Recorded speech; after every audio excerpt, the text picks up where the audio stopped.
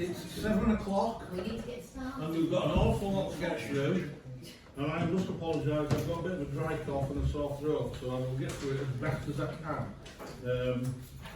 So, right, we begin public question time. I believe we have a couple of members of the public here to speak. Yes, so what I suggest, Chair, is that what we do is just go through some of the early items here up until item 62. And then, because all the people who come to speak to specific items, so what we could do is then take those items first, move them up the agenda, and suspend standing orders to allow them to speak then. Okay. So, recording of the public meeting. Obviously the meeting will be recorded as normal. Is there anybody else who wishes to make a copy? I didn't think so. Thank you anyway. Do you believe there are any items which need to be heard in private session? Chair, I would advise that there are no items to be heard in private session. As always, everyone needs to be aware that the meeting is being recorded and everything said should be appropriate and in keeping with the code of conduct. Okay. So apologies and reasons for absence. So these have all been emailed out this afternoon with regards to Councillor Bailey, Councillor Brooke, Councillor Fenwick, Councillor Greaves and Councillor Ramsby. And when you consider these apologies, you're also considering the reasons given. So that needs to be an agreement. See it, show of hands or not?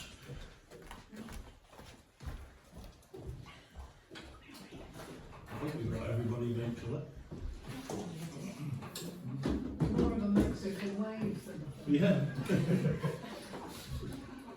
So receipt of written declaration of pecuniary and other interests. So, Chair, a written declaration for Councillor Whitelaw, an updated declaration was sent out and has been shared by email before this meeting.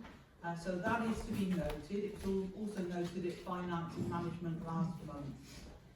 So that's the first thing. Okay. And the declaration of interest in agenda items and written dispensations. Can I suggest we deal with the written dispensations first, please, Chair? Yeah. People will be aware that written dispensations can be completed, should they so wish, by Councillor Fenwick regarding his interest in Brockholes Village Trust as appointed by the Council, Councillor Wilson with regards to the Civic Trust as appointed by the Council, Councillor Ramsby the same, Councillor Lyles regarding Holme Conservation Group, although that group doesn't come to us very often for grants, and I know Councillor Lyles has expressed a preference not to have a dispensation for that. No, I just said I'd write my own dispensation. So I'll write my own dispensation. Okay, and I'll let everyone see the email that you sent me about it, Councillor, so that it's clear. And then yourself and Councillor Morgan, Chair, regarding Friends of Holme Library, and Councillor Green regarding Home Valley Climate Action Partnership. So I can confirm that I have received signed declarations from Councillor Wilson, Councillor Ramsby, Councillor Kirkby, Councillor Morgan and Councillor Green. So those can all be received today. Okay. And then it's about people declaring interest in today's agenda item, Chair. Yes. Chair, item 65, Eco Home as usual. Okay. Thank you. Anybody any others? Okay. Thank you. So at that point, right. Could I just say something? Yes, of course. Declaring interest. I know it's been quite contentious over the last couple of three meetings, and you'll have to excuse me, my voice is low as well. But I do think it's important for transparency and for retaining public confidence that we get it right. Yeah. I'm being sure it's adverse right. But we've had quite a lot of the training and guidance, I think we all know what we should be doing. And not advertise and ask councillors who've got affiliation to the various organisations to declare them. Yeah. I think there's a lot of us that have got these affiliations, and I think it's quite a positive thing. It means that we're involved in the community. But it also carries a responsibility. And that is, if there are items on the agenda, and there are certainly two tonight, we should be declaring interest if we are affiliated to those organisations. I'm not trying to make any political points, I just think we need to be transparent about it and be confident. Okay. Thank you. Okay.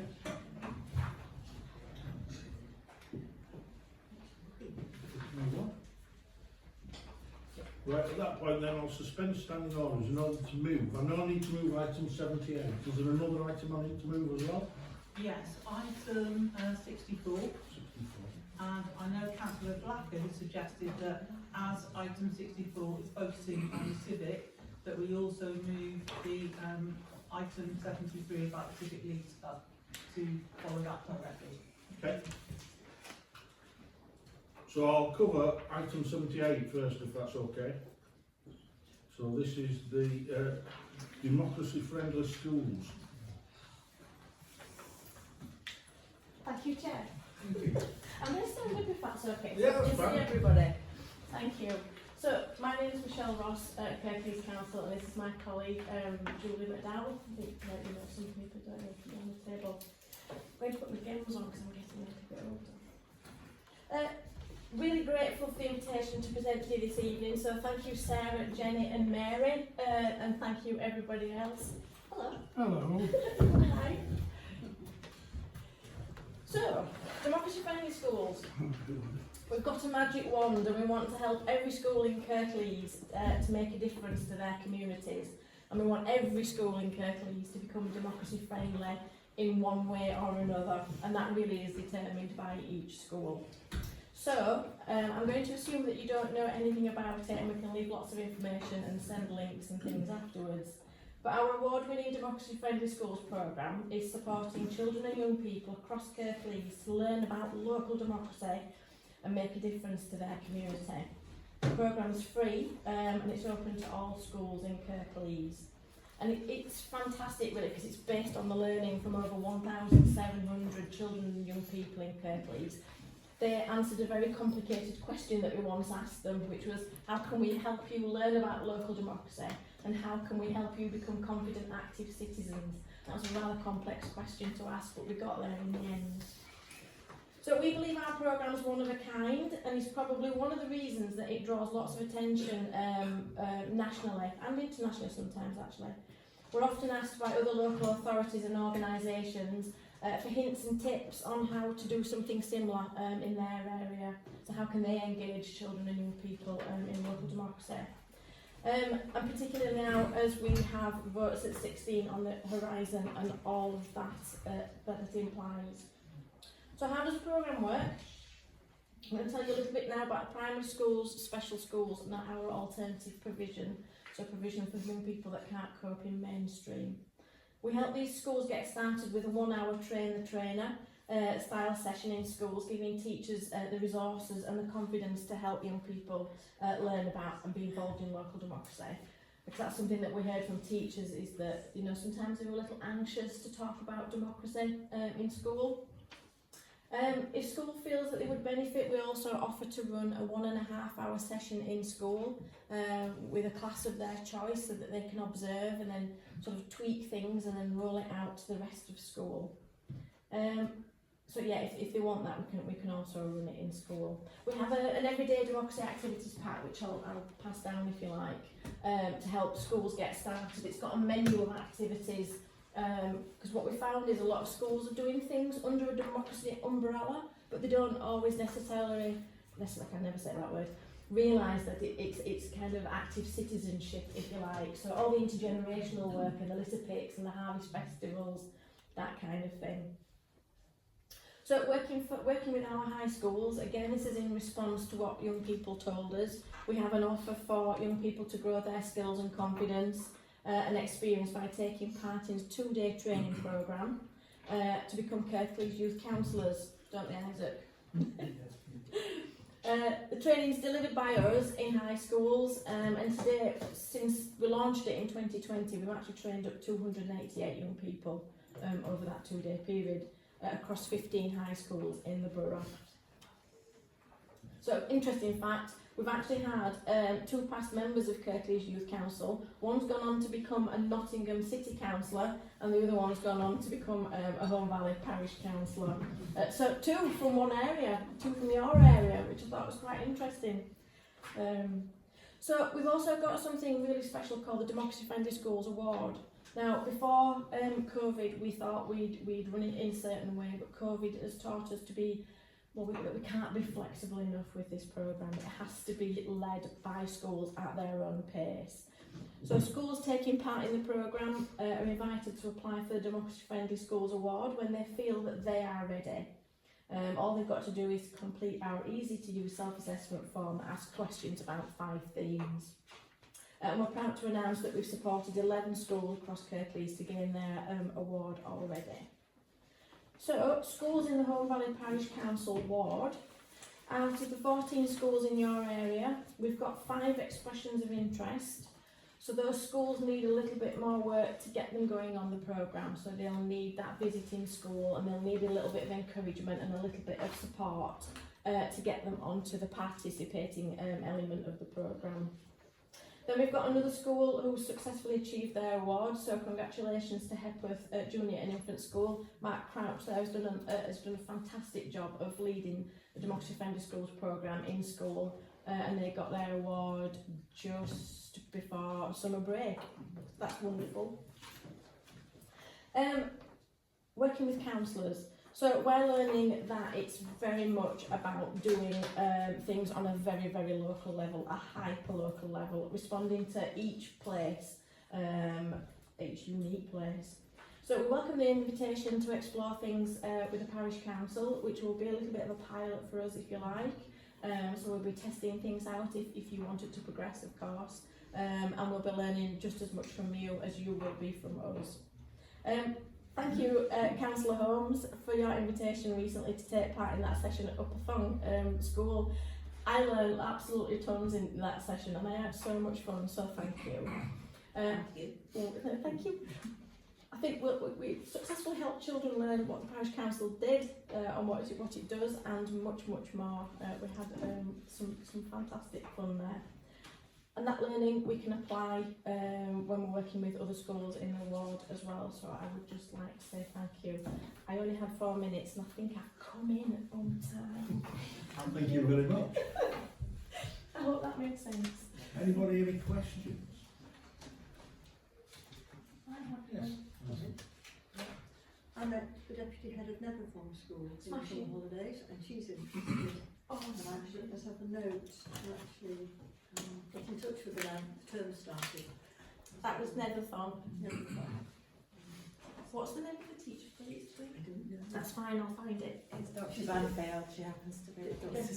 Dr. Banfield. Banfield, thank you for that Is connection. that deputy head? Yes. Oh, right. Because there's a new head. There's a new head as well, yes. Super, thank you. Any other questions? So I guess the ask here is for us to look at setting up a working party to explore how we might work better through that initiative. Would that logically sit with the service provision?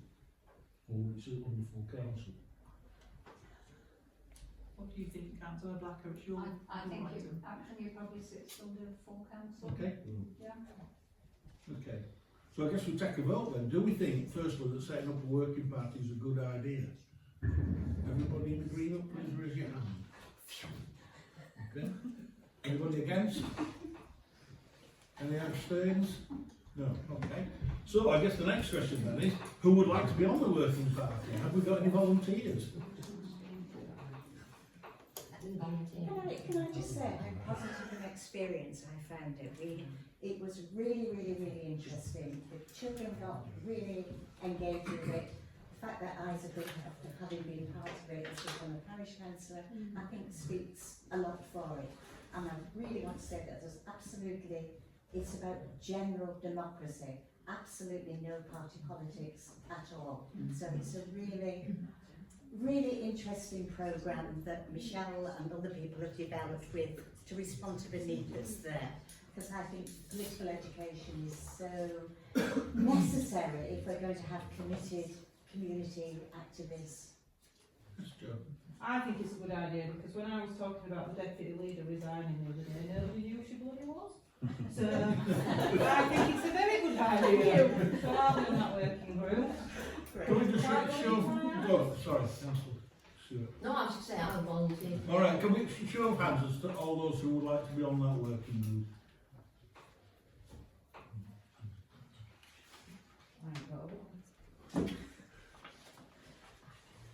So I've got councillors Blacker, Stewart, Holmes, Lyles, Ross Dunning, Kirkby. Have I missed anyone? Okay, so do you want to vote to confirm those people on that working group? Everybody in agreement with those people being on the working group, please? Yeah. Thank you. Carried. Okay. Thank you. Thank you very much indeed for your attendance. That was swift. Michelle, that's a good one.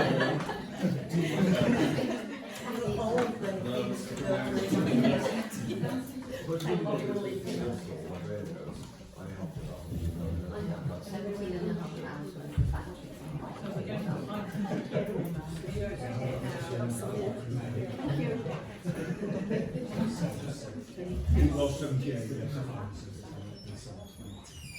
Before we move on, I've got a quick statement I'd like to read out if possible, for both the council and members of the public who might be watching. We've had a couple of incidents recently where the clerk team have been unnecessarily made to feel uncomfortable, okay, via emails and on social media.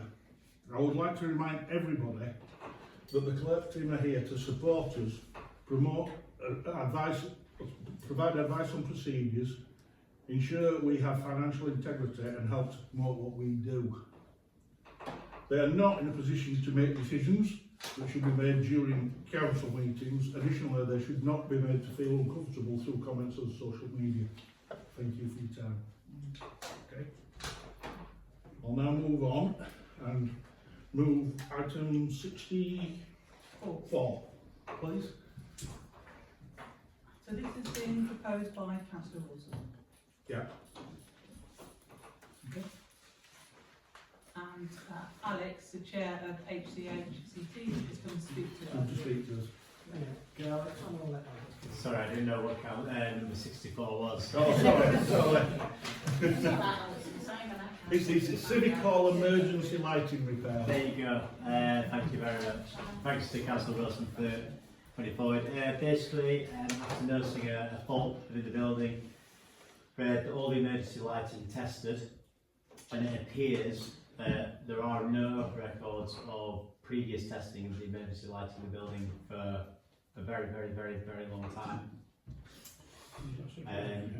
And upon testing it, 95% of the fittings either failed or didn't last long enough to pass with national guidance and the code of practice for the emergency lights on premises.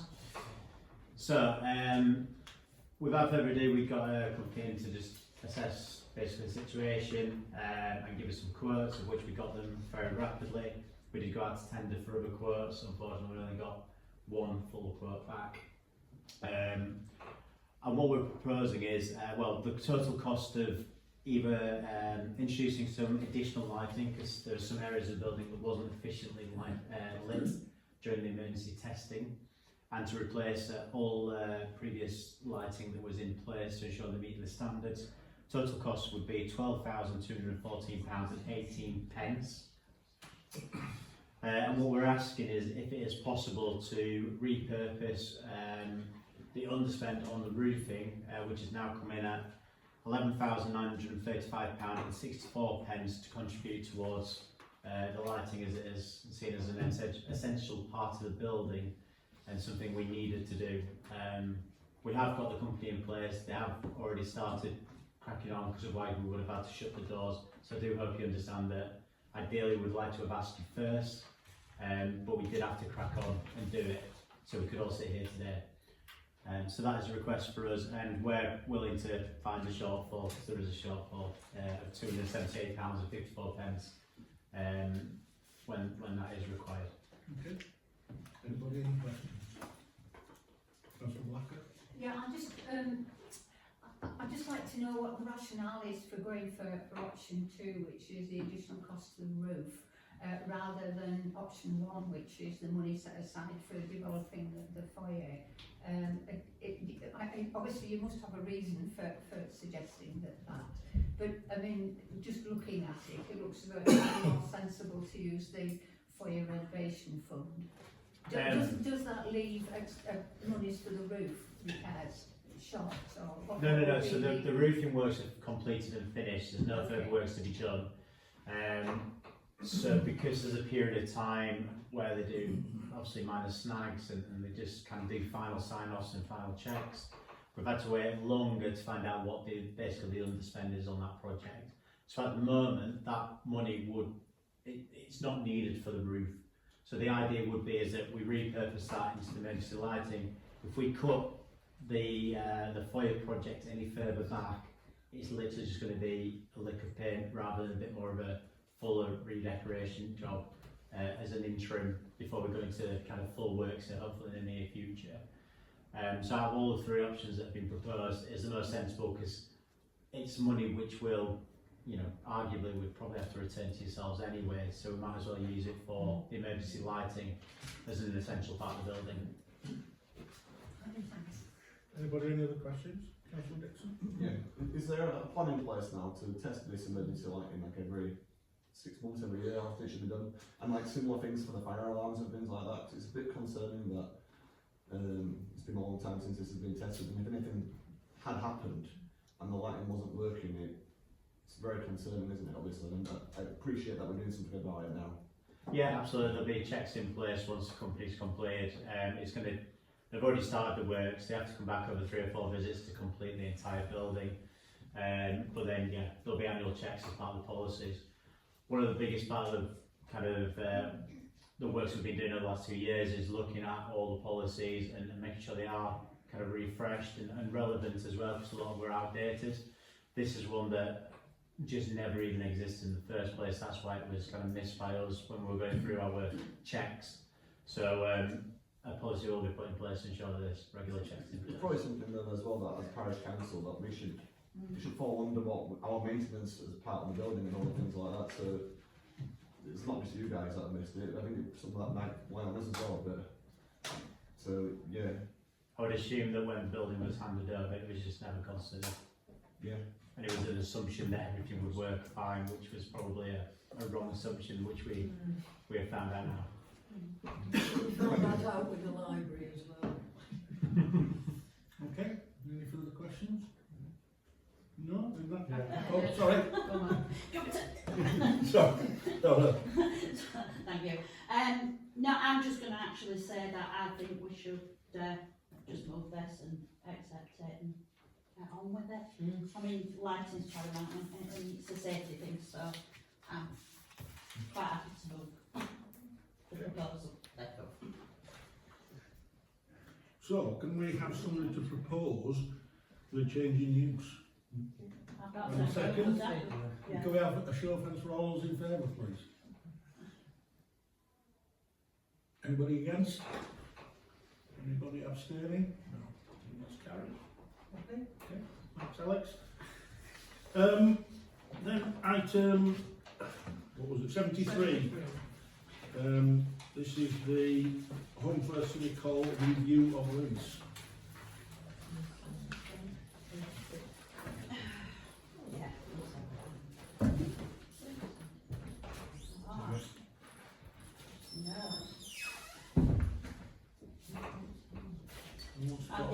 I lost my notes. First of all, I really do want to thank the Civic Lease Working Group because they've put a lot of work into it, and Truss and Clark as well, because she's been there.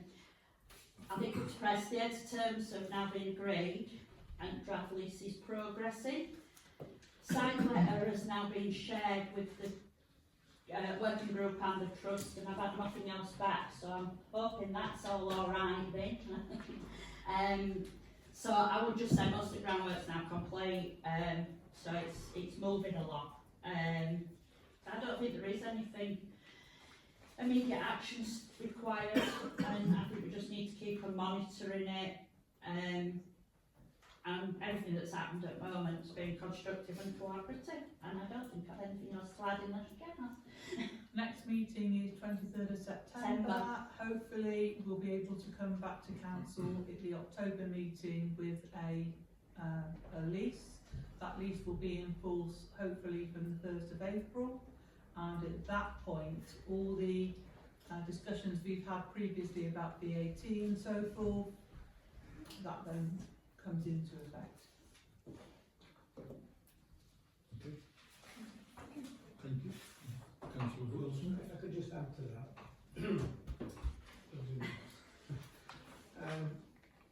I think the only really outstanding thing is the MOU, isn't it? The Memorandum of Understanding, which we talked about at the trustee meeting last week. The aim is that by the 23rd we will have gone through that, and I think there are only minor things that possibly we want to change. That's what Councillor Bellamy was referring to as the side The letter. side letter, just, yeah, it's I did say throw any changes at me.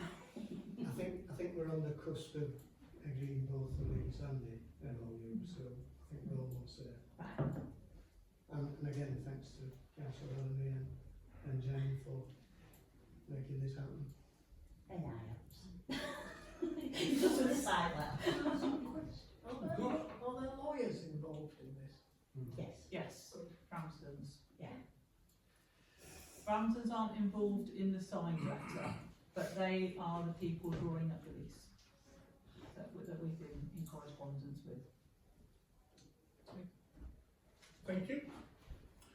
So, back to the normal agenda now. So, item 62, minutes of full council meetings.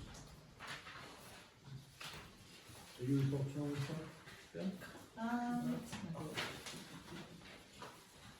Yes, just to say, I'm correcting a mistake I made in terms of correct procedure when we had the last meeting, because I had an email previously from Isaac to give his apologies. I missed that, and then when I did the minutes, I managed to miss out Isaac entirely, I think. So the minutes have gone to you based on the draft of the meeting, but they will need to be amended to include the apologies from Councillor Barnett, and then that will be part of the approved minutes, if that makes sense.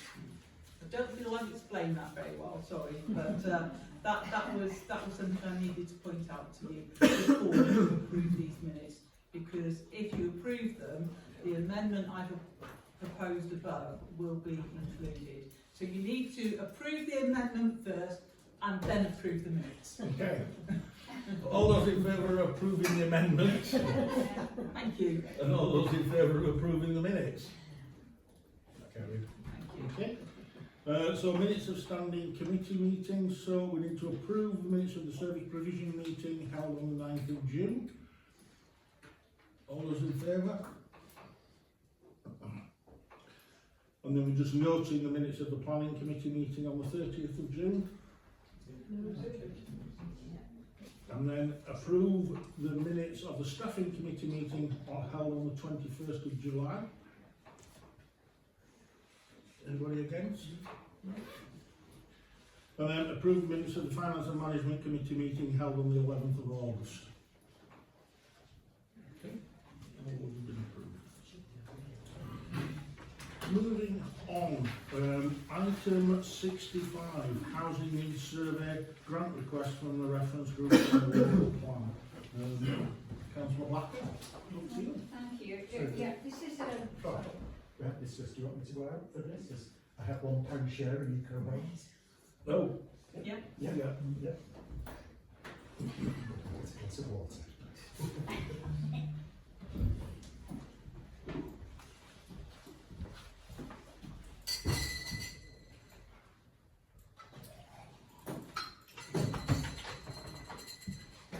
Right, this is a request which has come up through the reference group on the local plan, which up to this point has been reporting to the planning standing committee. So we have an item on moving it to report to full council later on the agenda. So I'm going to start with an apology from John Queening from Holme, who supplied the documentation. And who would have been here, but he's actually away on holiday, so he asked me to fill in for him. I think we're all very well aware, and often through personal experience, of a lack of affordable housing in the Holme Valley. And the purpose of this request and the purpose of having a housing needs survey just for the Holme Valley is that things are very different in the Holme Valley than they are in the rest of Kirklees, and also in the area of Kirklees Rural West, which includes a large area which is very different in terms of its geography and its demographics. As we know, the average house prices in the Holme Valley area are very much higher than they are elsewhere in Kirklees. And the amount of social housing is very much lower. It's less than social housing for rent is less than half that it is elsewhere in Kirklees. So there are peculiarities about the area. So this idea was to carry out a housing needs survey of the same kind was carried out in schools for the development of chickens, in order to prove the case that there is a need for, in that case, a need for affordable housing. So it'll be the same company that carried out that survey using similar methodology. So it's expensive. It's £15,000. And perhaps suggest if we feel that is too much to spend, it's possible. It would be possible to do it in some kind of staged approach with a lesser amount of money, which is something that we could explore. The need for an accurate housing needs survey for the area would be of enormous help, rather than just using hearsay. In the response from the reference group to the Kirklees local plan update, and it would have a second use, which is that in that the neighbourhood development plan needs to be updated as well, and it would be extremely helpful in the updating of the neighbourhood development plan. So that's it really. Well, I'll attempt to answer questions if I can, if there are any. Councillor Wells? Can I just ask why this is Kirklees' responsibility? I appreciate that we need a local version-ish, but the information that was given for the chickens was exceedingly controversial, created loads of local animosity, and there is quite a lot of houses in the valley that are council-owned houses that are empty and disrepair and not got people in them, which is once again a Kirklees responsibility. It's their responsibility to assess this process, not ours. I think it's a stretch, and I really don't like the association with eco homes. I really think it's inappropriate and a misappropriation of funds. Kirklees is obviously carrying out a housing needs survey, which it has to do in terms of the update of the local plan, but it's as in the documentation got, it's at a high level of granularity. It lumps together large areas because it's a massive piece of work. So what we're asking is for something special and different for Holme Valley, in recognition of the fact that things are that the demographics and lots of other geography is very different in the Holme Valley. Councillor Colley? I don't have any concerns about who does the work or its honesty or anything else.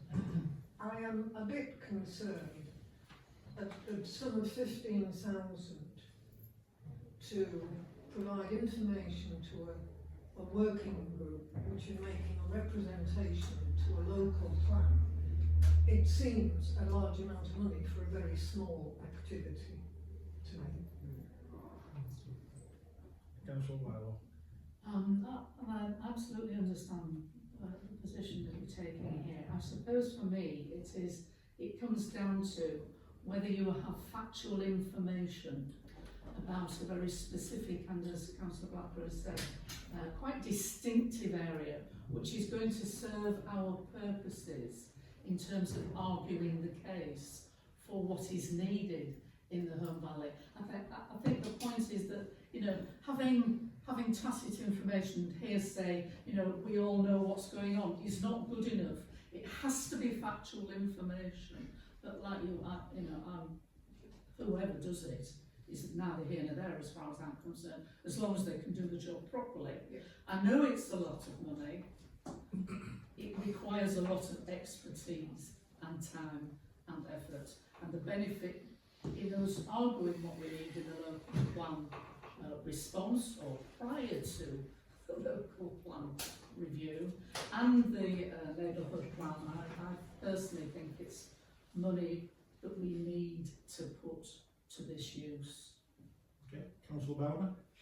Yeah, I've got some real concerns with this. Kirklees, as we already know, are going to do the full housing needs assessment because they have to do for the local plan. So I just see this as it's a duplicate, which in value for money, and it just seems a waste of resources, to be honest, to me. So I would not support this at all. And that's. Can I just suggest we see what Kirklees come up with, and if it's not fit for purpose, then we revisit it? You know what it's going to look like. Well, we've got information about what that larger scale will look like. It doesn't go to the level of detail that is required for the Holme Valley. It's my understanding. Sorry, who was having with Councillor Osborne? Councillor Blacker mentioned the possibility of maybe doing it in a stepwise fashion.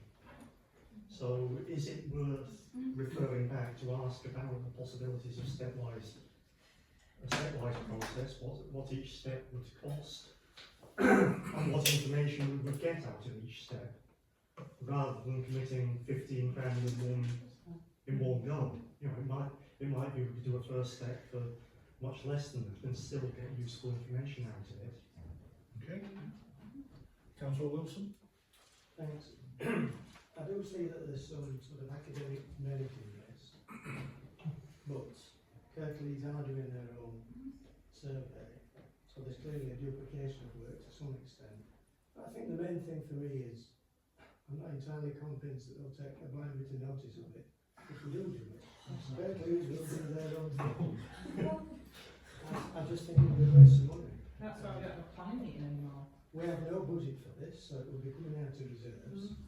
Councillor sorry. Reserves it, and arguably to go in the first place. And as far as I know, there's no competitive quotation here, with no idea whether it's good value for money. Councillor Rao. Yes. Just to confirm, as one or two other people have said, that Kirklees are carrying out their own survey. And we have seen this, haven't we? We have looked at it. And it is detailed, but I also understand that it's not as detailed as you would get if it was just for Holme Valley South. It is a lot of money though, I would agree. Councillor Dixon. Was somebody else first from down there? Sorry.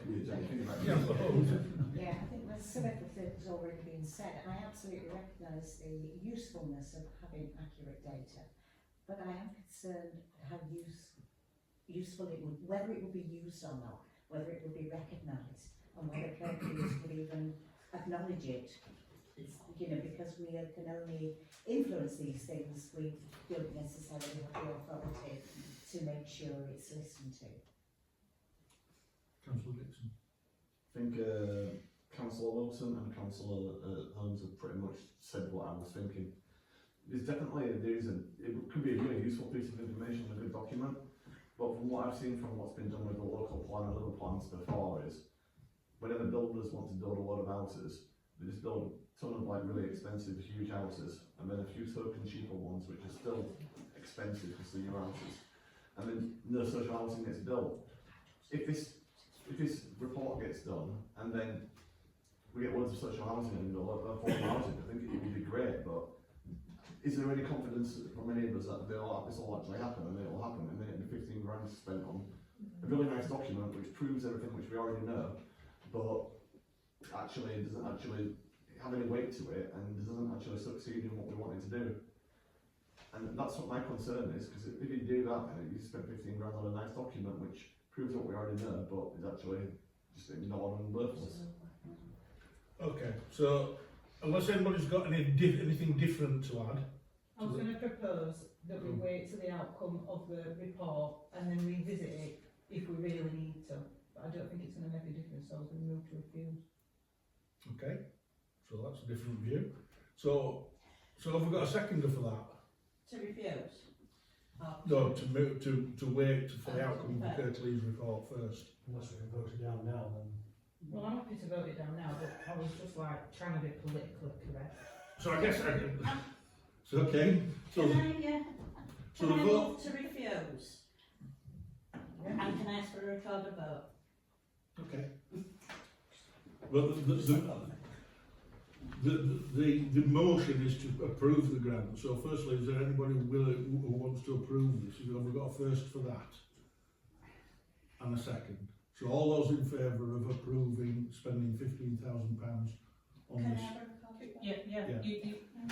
So when you put your hands up, can you keep them up please until I request that they go down, so that I can make sure I've got everyone. We've got a first and a second. All those in favour of approving the spend of £15,000 for the survey? So I've got Councillor Whitehall, thank you. Councillor Blacker. All those against? Hang on, Sorry. anyone else? Have I missed anyone who was approving? Okay, so now I'm against. All those against? Right, it's going to take a bit of time, so. Is anybody else To record? Anyone can ask for a recorded vote at any time. No, I understand that. I was asking, since everybody's against it, why are we recording it? Apparently it's necessary.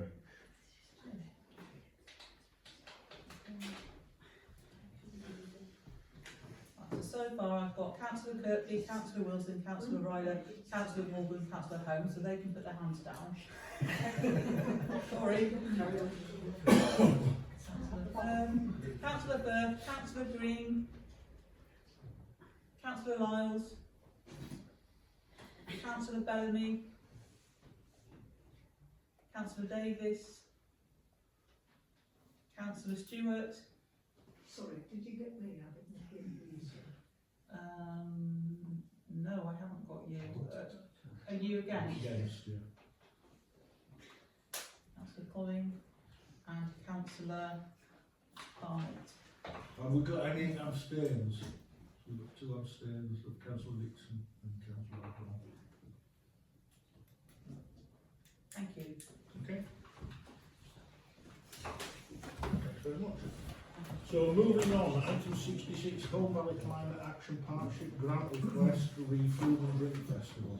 So we're going to talk through Yes, so this should have been in the Finance and Management last meeting, so my apologies for that. That got overlooked when it came in by email on the 15th of July, so that was my overlooking it. Now, because it's time sensitive, it can't wait till the next FNM meeting because it concerns Holme Food and Drink Festival. Shall we get Councillor Rushton back in? Oh, yeah.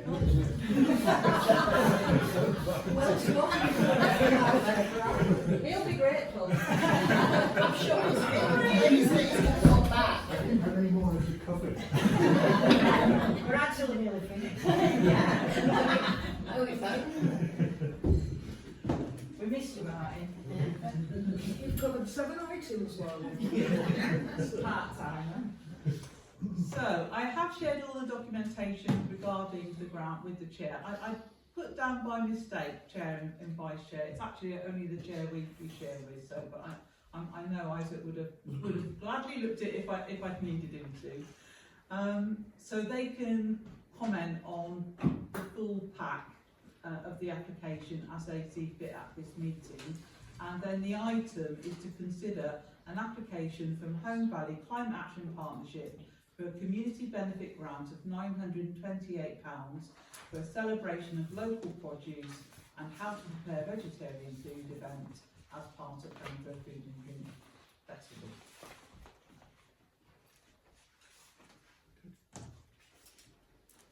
Anybody got any points, comments? Councillor Holmes. I actually think it meets the criteria that we said for giving grants, so I would say that we should approve this. Second that. That's what I was going to say. Councillor Wilson. A few points, if we may. Personally, I don't regard this as any sort of an emergency application. I think it's important that we see grants together and approve them together, or otherwise. Now, I think we've just failed to get this in time. It should have been in the March batch of grant applications, which is when the Food and Drink Festival applied for their grant and received it. If we consider these grants out of cycle, it means potentially that we're going to restrict someone else's grant in the next meeting we have, because we've already committed money. Which I don't think is fair. I think the only other comment I will make is they do have £27,000 in reserves. Do they really need this from us? Does it really constitute an emergency? Councillor Bellman. Yeah, I've got some concerns with this, to be honest. I mean, it is that Food and Drink Festival have already had the grant. They applied for it at the right time, so I know it's a different group, but isn't it a bit of a duplication in that case? So, I mean, looking at it that way, to be honest, I wouldn't support, because I think we've already spent money for Food and Drink Festival. But that's, I thought. Councillor Holmes. Councillor Holmes. Well, it isn't. It's not the Food and Drink Festival that are applying for it. It's something completely different. You know, they're a very different group. But it does say, just in respect to Councillor Wilson, we just say in our online document that we will consider grants out of sequence when they are time sensitive, when they relate to a specific event. You know, it specifically says that on our online grants pledges.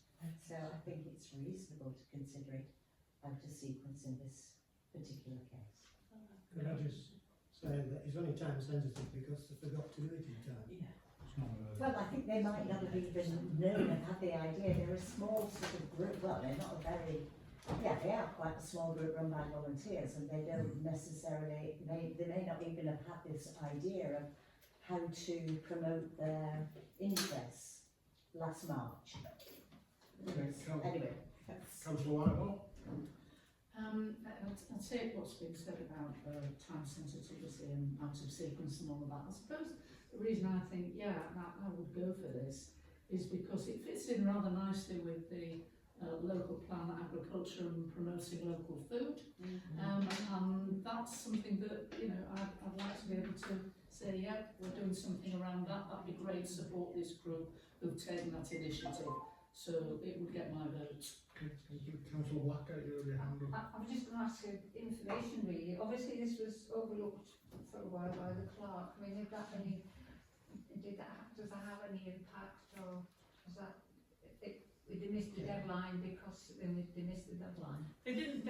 Well, they definitely did miss the deadline for the previous grant. And this is a mirror grant to one that they made last year.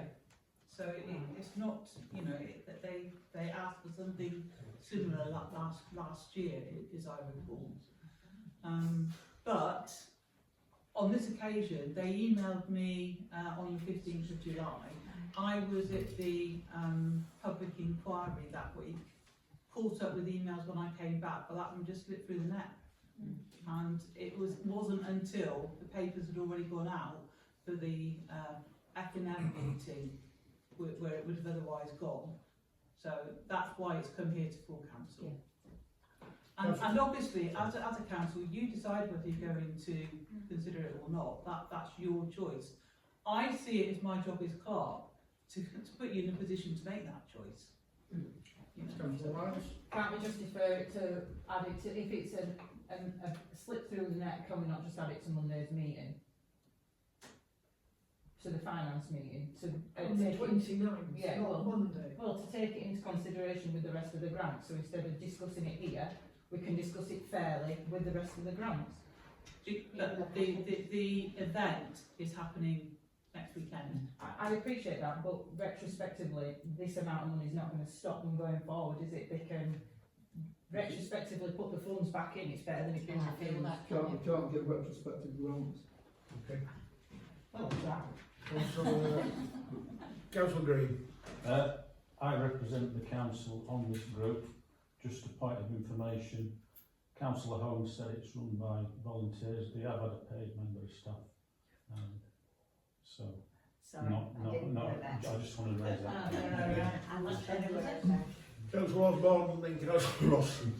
Just further to Councillor Whitelaw's point, it not only fits in nicely with our local plan, it also fits in nicely with our climate action movement. Councillor Ross.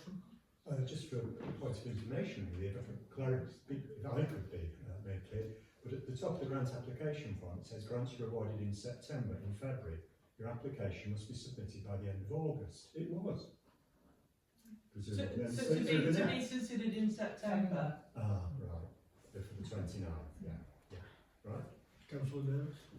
I'm going to speak against Councillor Whitelaw and Councillor Osborne there, so I don't know, there are quite a few farms in there, all farms, but this is to prepare their sharing for the farm, so I don't know how that's like local farm plan with local farmers. So When you say local farmers, so local food production.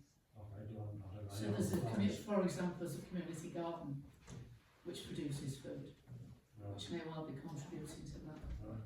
Okay, I think we should put this to the vote if everybody's okay with this. So the request is for a grant for £928, is it? Yeah. So I've got somebody to approve it. Pardon? Propose it? Propose it, yeah. Yeah, I'll second it. Second. All those in favour?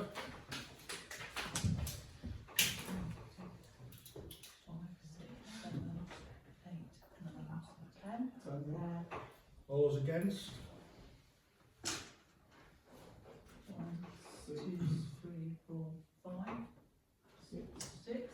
1, 4 here including Councillor. Oh right, 1, 2, 3, 4, 5, 6. All those abstaining?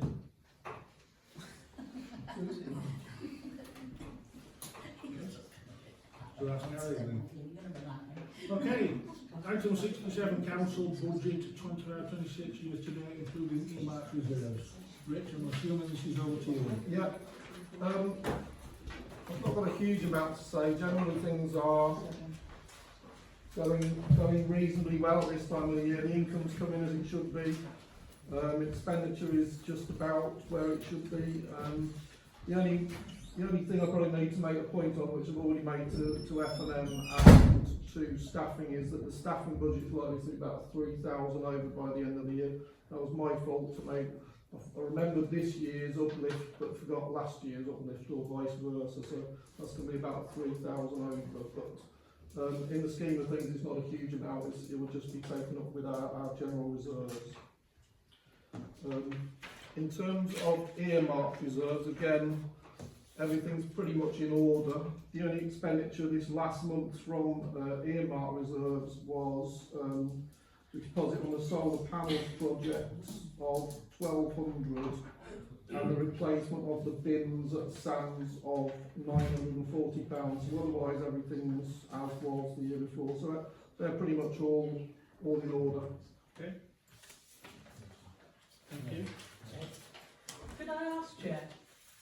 don't talk because I'm trying to listen. Richard's up that into the room and it's just distracting. Thank you. Okay. Item 68, schedule of payments.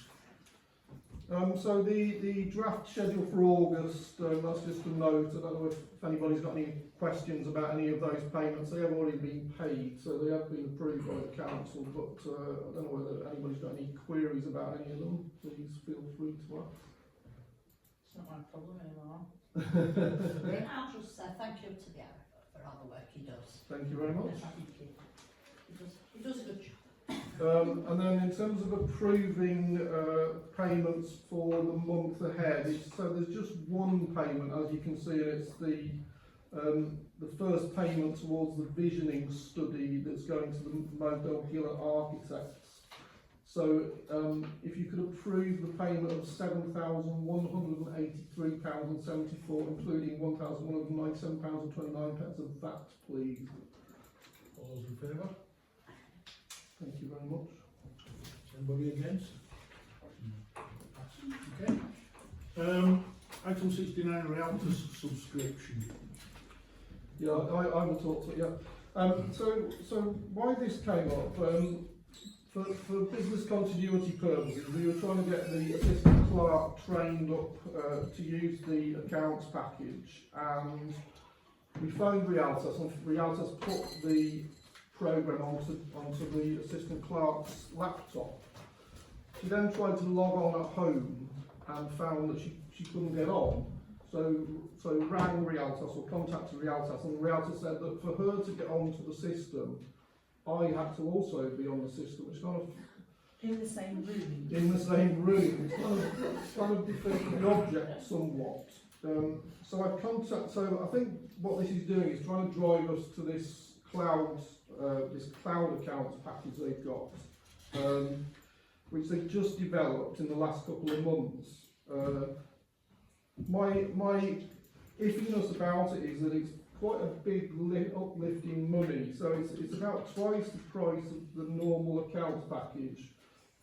It's an extra £541 on top of the original accounts package, which is £575. So we'll be approaching 1,100. What bugs me about it is that we're paying like £45 a month just for cloud storage, which is exorbitant, given that we pay £95 for an entire year, and our storage is much higher than the accounts package. So I'm prepared to want to hear from council to decide one way or another. The point is not really that the assistant clerk has equal access to myself, because that's not her job, but it was there that so she is able to do it if I drop off the face of the earth, for example. You can learn that, so I know it sounds a bit ridiculous that we have to be sat in the same room, but we can be sat in the room to do that, in my opinion. It's whether you think £541 is good, is worth it. It's down to council to decide. I think the assistant clerk got a point of view. Can I just ask, what does the £541 give us? Does that give us another licence that then No. can use it? It gives us cloud storage. It means we can access it from any computer, basically. Right. It's a web connection, whereas at the moment it needs to be on your computer, and Right. because the actual data is on my computer, Gemma has to kind of log up. It has to kind of connect the two computers together. So it's a bit of a ridiculous setup. So does paying the 541 then commit us to paying £45 a month for storage as well? No, that is that. Ah, right, That is okay. that. Okay, right. But it is paying it yearly. It is a yearly subscription. Right.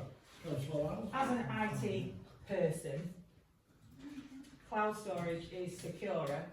If your machine dies, you're not in trouble. I know it's a lot of money, but it'll also mean that if Gemma gets sick here, she shouldn't have to sit in the same room with you. And I think that going forward, it's a more secure environment to store. So although it's quite a lot of money, it does give us a backup, because if Richard's computer dies, you have no backup. So I think it's the actual correct, proper way to go, in my professional experience. I wouldn't disagree with that, because they're So the one that I are move to approve, sorry Rich. No, I don't mind either way. I don't mind either way. Gemma? Can I sort of interject slightly, and this is where the deputy clerk despairs, because every time he teaches me how to do something, I say that's too laborious, how can we do it faster? So one of the things that did occur to me while we were doing the training is that it's really manual. And in the world of AI, I feel like there might be something else out there that is less manual that we can explore first. So what I was going to maybe propose, because there's no urgency to this, for now we can be in the same room and it's not a problem. You're not intending to fall off the edge of the earth in the next month or two. It's not about We insist that you don't. Well, if you did, then you could do it in there and it is still sort of okay. But before we do the uplift, that we possibly explore some of the other alternatives that are out there. I know it is going to be a pain to change accounting systems, and we need to take that into account as well when making the decision, but we haven't really explored what else is out there, have we? I don't think. Okay. I use QuickBooks for accounting and stuff. Have you used that? Well, we used to use QuickBooks here before I started, but the whole point about this system is it's for parish councils, so it does lots of things that parish councils need that other systems won't be able to use, like for example paying directly from an earmarked reserve, for example. It has all these facilities built in. It creates the AGAR for you. Now, unless we're going to another type of parish council-based accounts package, and there are others, then we are just creating work for myself. Also, in my opinion. it might be faster on the cloud, because at the moment you'll be tagging onto his machine without. It's not the speed of the processing, it's everything, it's just the manual inputting. It's the every little clunkiness. tiny bit of data needs to be typed in through several screens, and I just not think hardly that- any of it's automated, and that's because you want more logic to the system. This is a parish council. Councillor Wilson. Could I suggest that we sort of defer this for Yes. to give them a chance to review what is out there? Yeah. It's not urgent. I agree. I'm saying another month, but perhaps the next full council Yeah. will make a decision at that point. To give- On the next step, I mean, yeah, it's on the next step. To give Jem a chance to do some further investigation, along with Rich, and come back with your proposals to what you think the best way forward is. Can I ask Rich, do you back your laptop up now? Because if not, should you do it? I mean, although this is talking about the cloud for our purpose, I'm pretty sure Realtas will have it from there. Right, okay. It's a separate thing entirely. It's us who wouldn't have it, but they will have it. All in agreement, then we're going to defer this to a later meeting. Okay. Do we want to defer it to Can you do your homework by the 20th? I don't think you can defer it to F&M because the budget It's is a foot off. the budget's a council budget, unfortunately. So we're going to defer this item to the next meeting in October, is it? Yeah. Okay. Item 71, referrals to the monitoring office. Oh, yeah, sorry, 7 I wrote on it, that's all right. Sorry, item 70, unused grant monies to be returned. Okay. So noted. I don't think we need to discuss this. I think it does say all in the agenda that there isn't any decision to be made, but we're expecting to receive the money, that the £5,000 back from HB Cap on the 23rd of September. Okay. Noted. So item 71, referrals to the monitoring officer. There are no referrals currently under consideration, so that's just to be noted. Okay. Item 72, arrangements for a Remembrance Sunday on the 9th of November. Yes, so there are two things here. Number one, the expenditure of £160 on eight poppy wreaths, and then to consider a presentation at Act of Remembrance on Sunday the 9th of November 2025. And what I've done is, in the paper that went with this, it shows which councillors attended which act of remembrance last year, and then we need to decide who's going. And I know I've already talked to you, Chair, about going to the Home Firth one, so you're happy to do that? Yeah.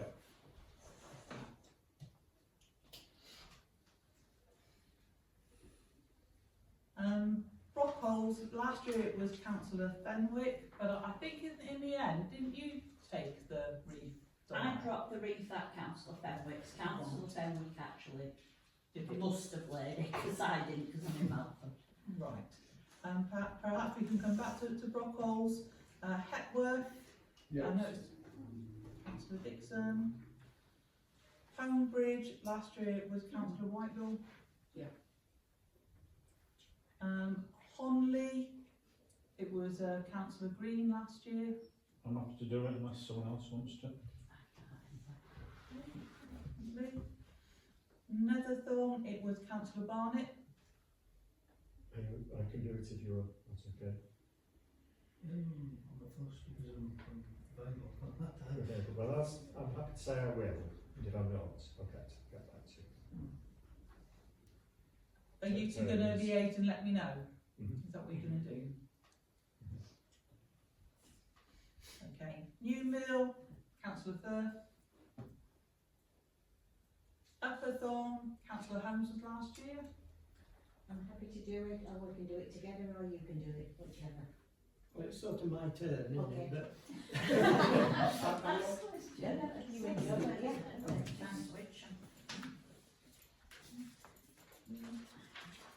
So that just leaves Brockholes. I'll do Brockholes. Thank you, Councillor Miles. Right, so that's done, and Councillor Rostron and Councillor Barnett will let me know when you've made your decision. Item 74, flags at the Civic, update from Communications and Engagement Working Group. Someone will talk through this.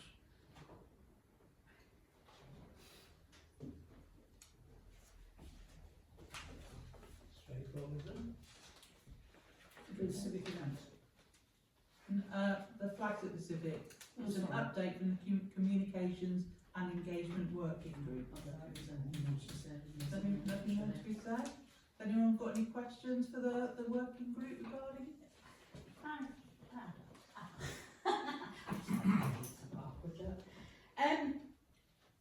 Have you looked at, I know you said that the coat of arms isn't parish because it's open, but surely that is, I'm just trying to think the right word, Associated. yeah, and it shows heritage, and it is for this building, so it shows heritage of Oldford. And I was just wondering if it was a case of maybe getting the coat of arms, and you should be able to fly it at the same time as the Union flag. You should be able to have them both though. So I just wondered if any of that had been looked at.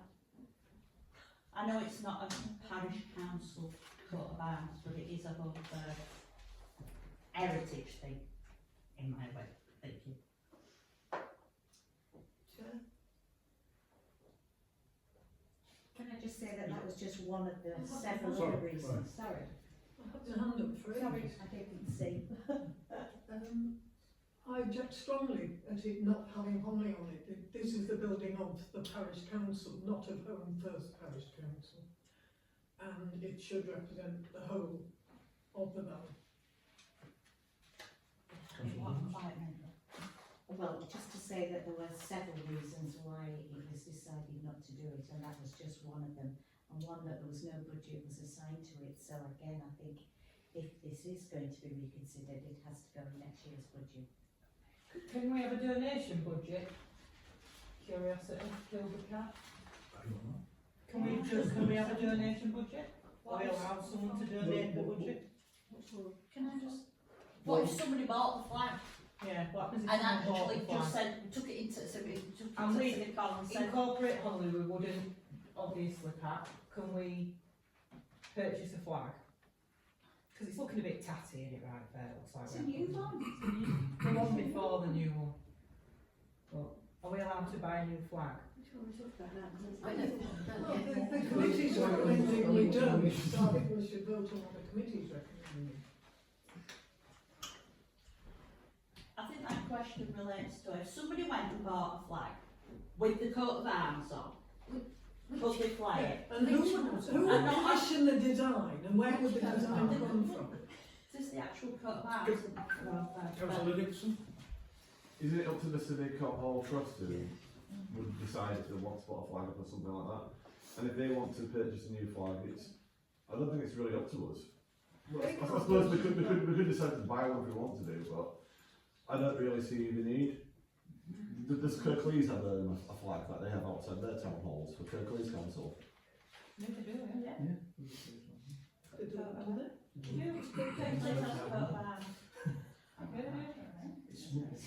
I think we're a bit confusing. I don't think the Civic could commission and design a flag that represents all of us in the council without us having some say in it. Councillor Davis? Does the Union Jack not represent everybody sat at this table? Can we not just have that one flag? It's there already. It's already there. That's why we need another flag. Well, I don't know. No idea why anybody suggested No, sorry, what's it finished? I can't see there's anything to vote on in this item anyway, so what are we voting or considering here, or is it just an update from? So you've got recommendations in the form of the working group doesn't recommend, you know, any further action. So that was the recommendation from the working group that no further action is taken.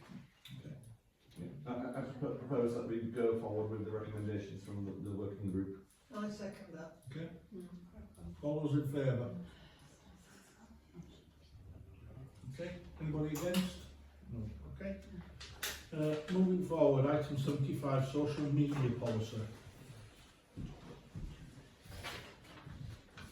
Can I speak to this? Yes, of course. Start with Joe, thank you.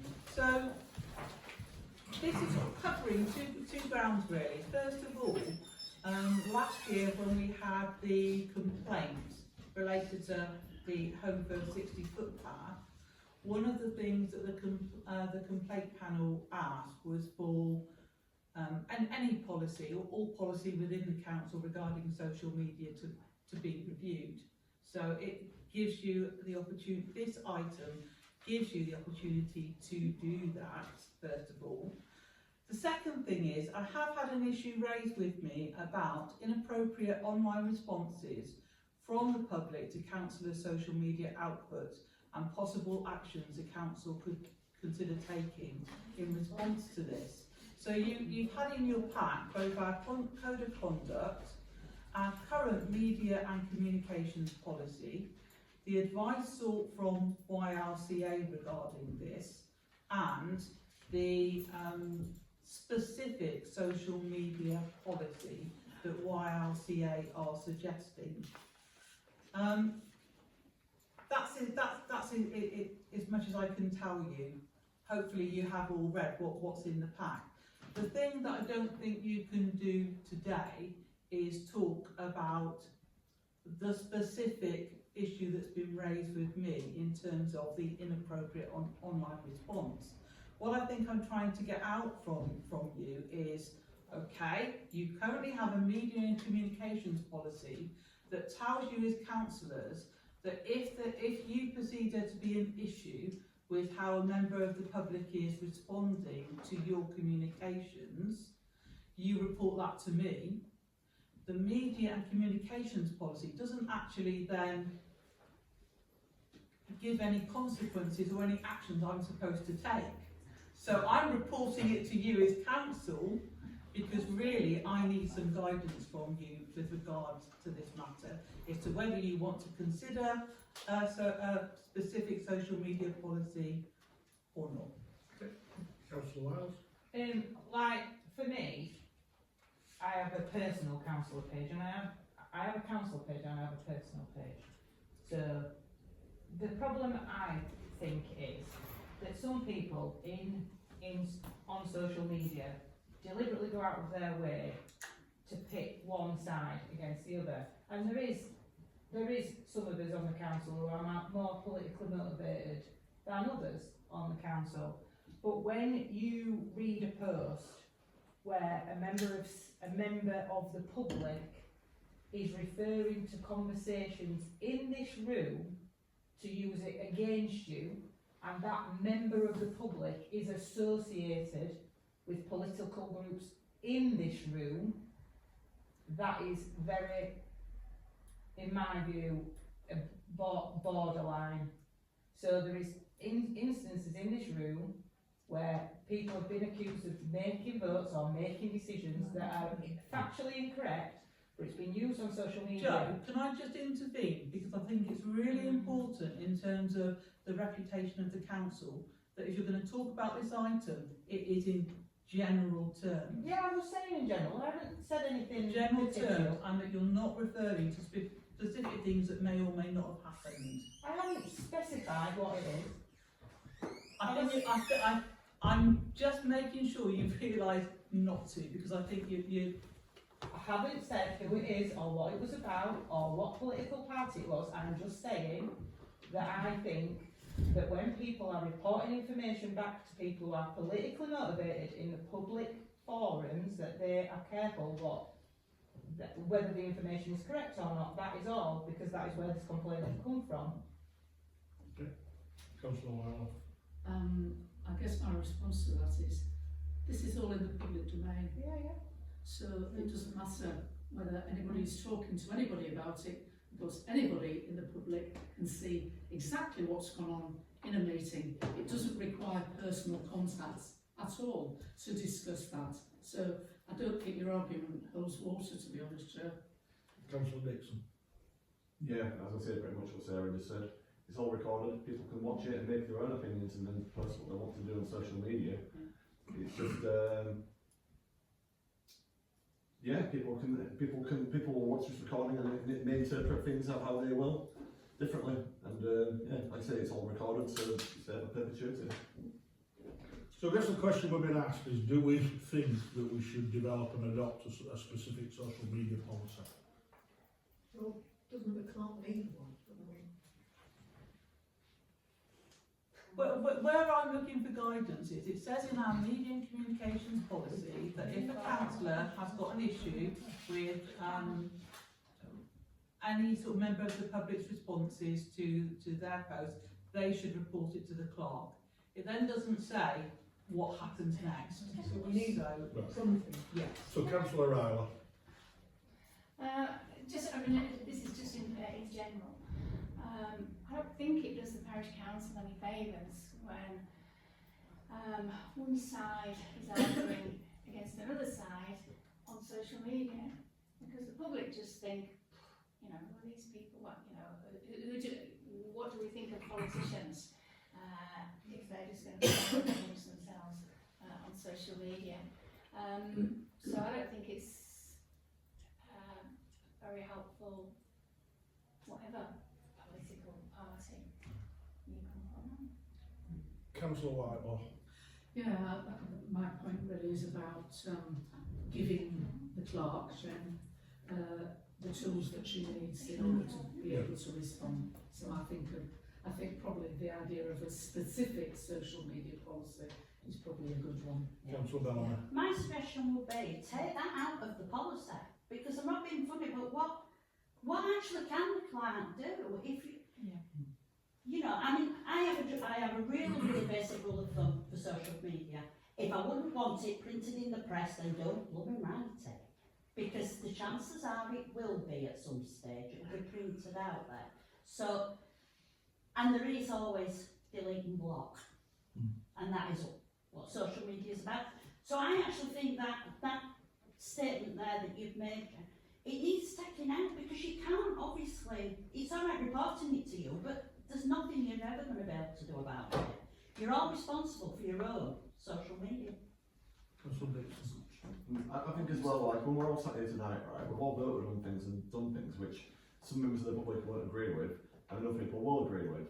And it's one of those things as parish councils that we need to kind of accept that there's going to be criticism, because not everyone's always going to have the same opinion as all of us do.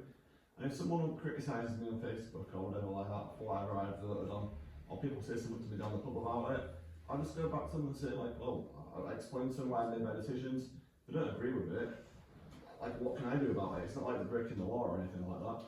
If they are breaking the law or putting something offensive or being slagging you off or something like that, report it to Facebook. Or if it go really beyond it, report them to the police if you want to do. Jen can't do what about it. We need to have tough skin. Like we vote on stuff ourselves, and if people don't like it, we have to accept that. That's just how it goes. I would agree. I don't know if we manage to put a social media policy in place, what it's going to say and what action you're going to be able to take. The danger is we end up with a 20-page document that actually doesn't say very great deal. So I'm sort of with Councillor Bellman to take this statement out saying it gets referred to you. Jenny? Hello. Obviously I run the social media channels for the council, so I do get ping, ping, ping, ping, ping all day long. I've seen some pretty mean-spirited things said about a lot of our councillors by members of the public. I think if we're saying that we want to leave them up by not having a policy, is that what we're saying, and you're okay with that? Just to be clear, because I think there's been nothing that's been outright awful, but there's been definitely knives out on all sides. I've definitely seen a lot of stuff on all sides. There's not a lot you can do to stop them saying it, but they can be included in policies, things about taking it down, blocking users, you know, cutting them off if it's persistent. There are councils that have vexatious communications policies that will do that. Once you get to a point, then, you know, you may clear it with staffing or, you know, whichever committee or council that you know, this person's been a persistent misuser of this, of our sort of council purposes, so therefore you're going to block them or whatever it might be.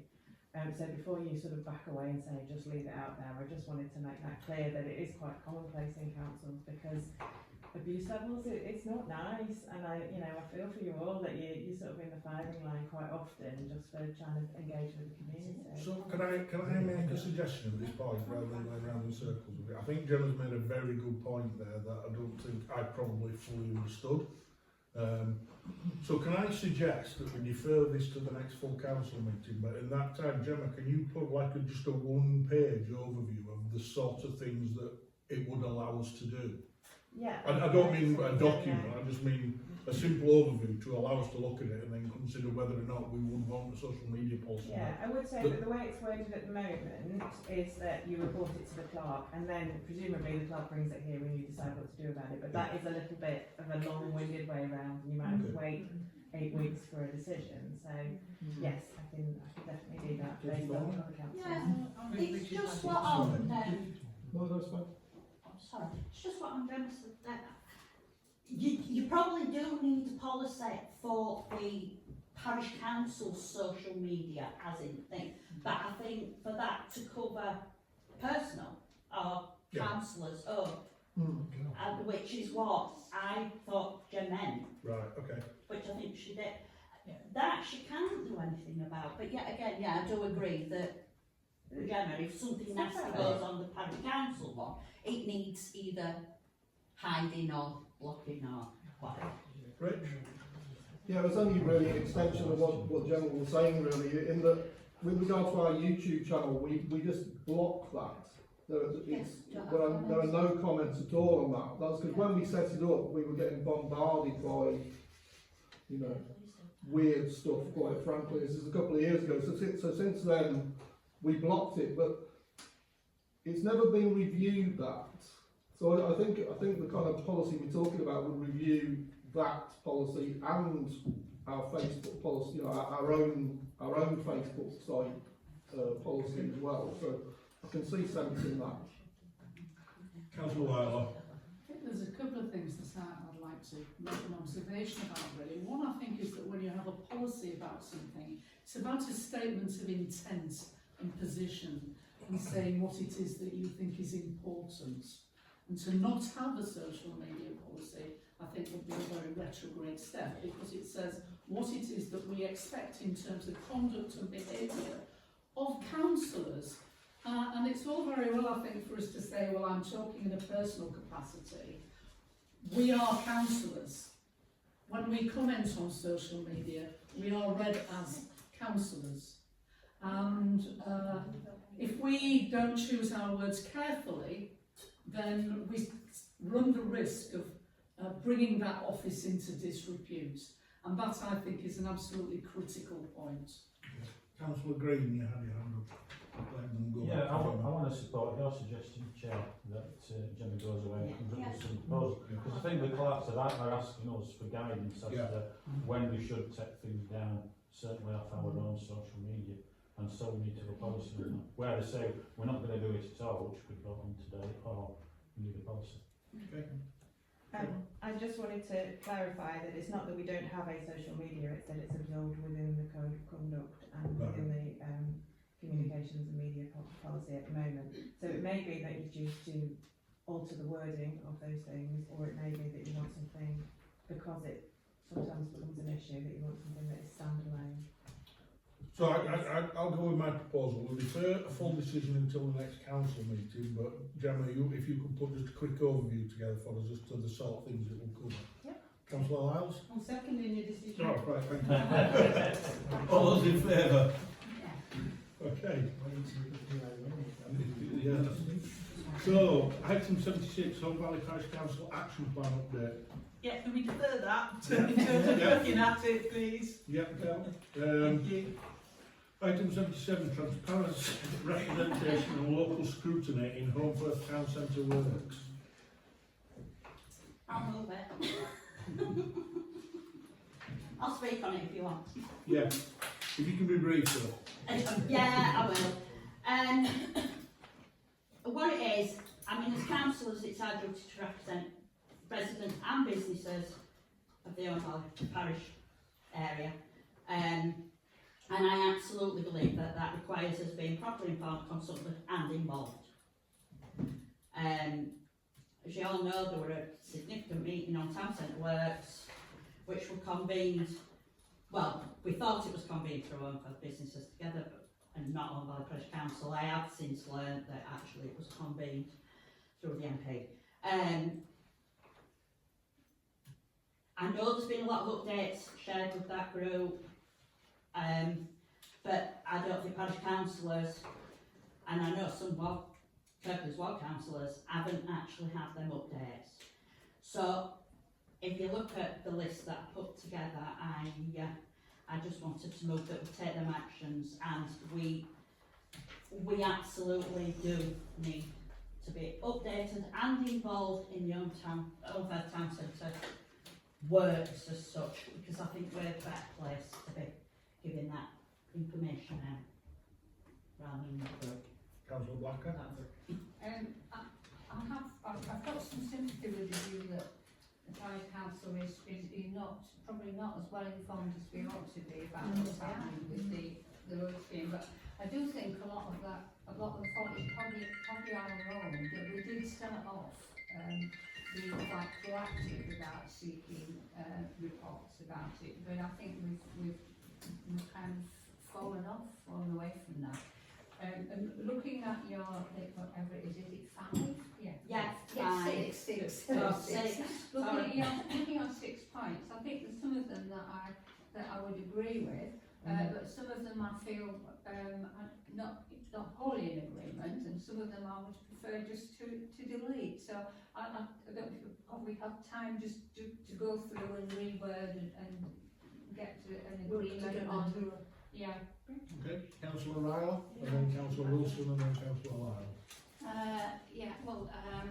Yes, it was MP, it was Paul Davis, MP, who organised the meeting, and sorry.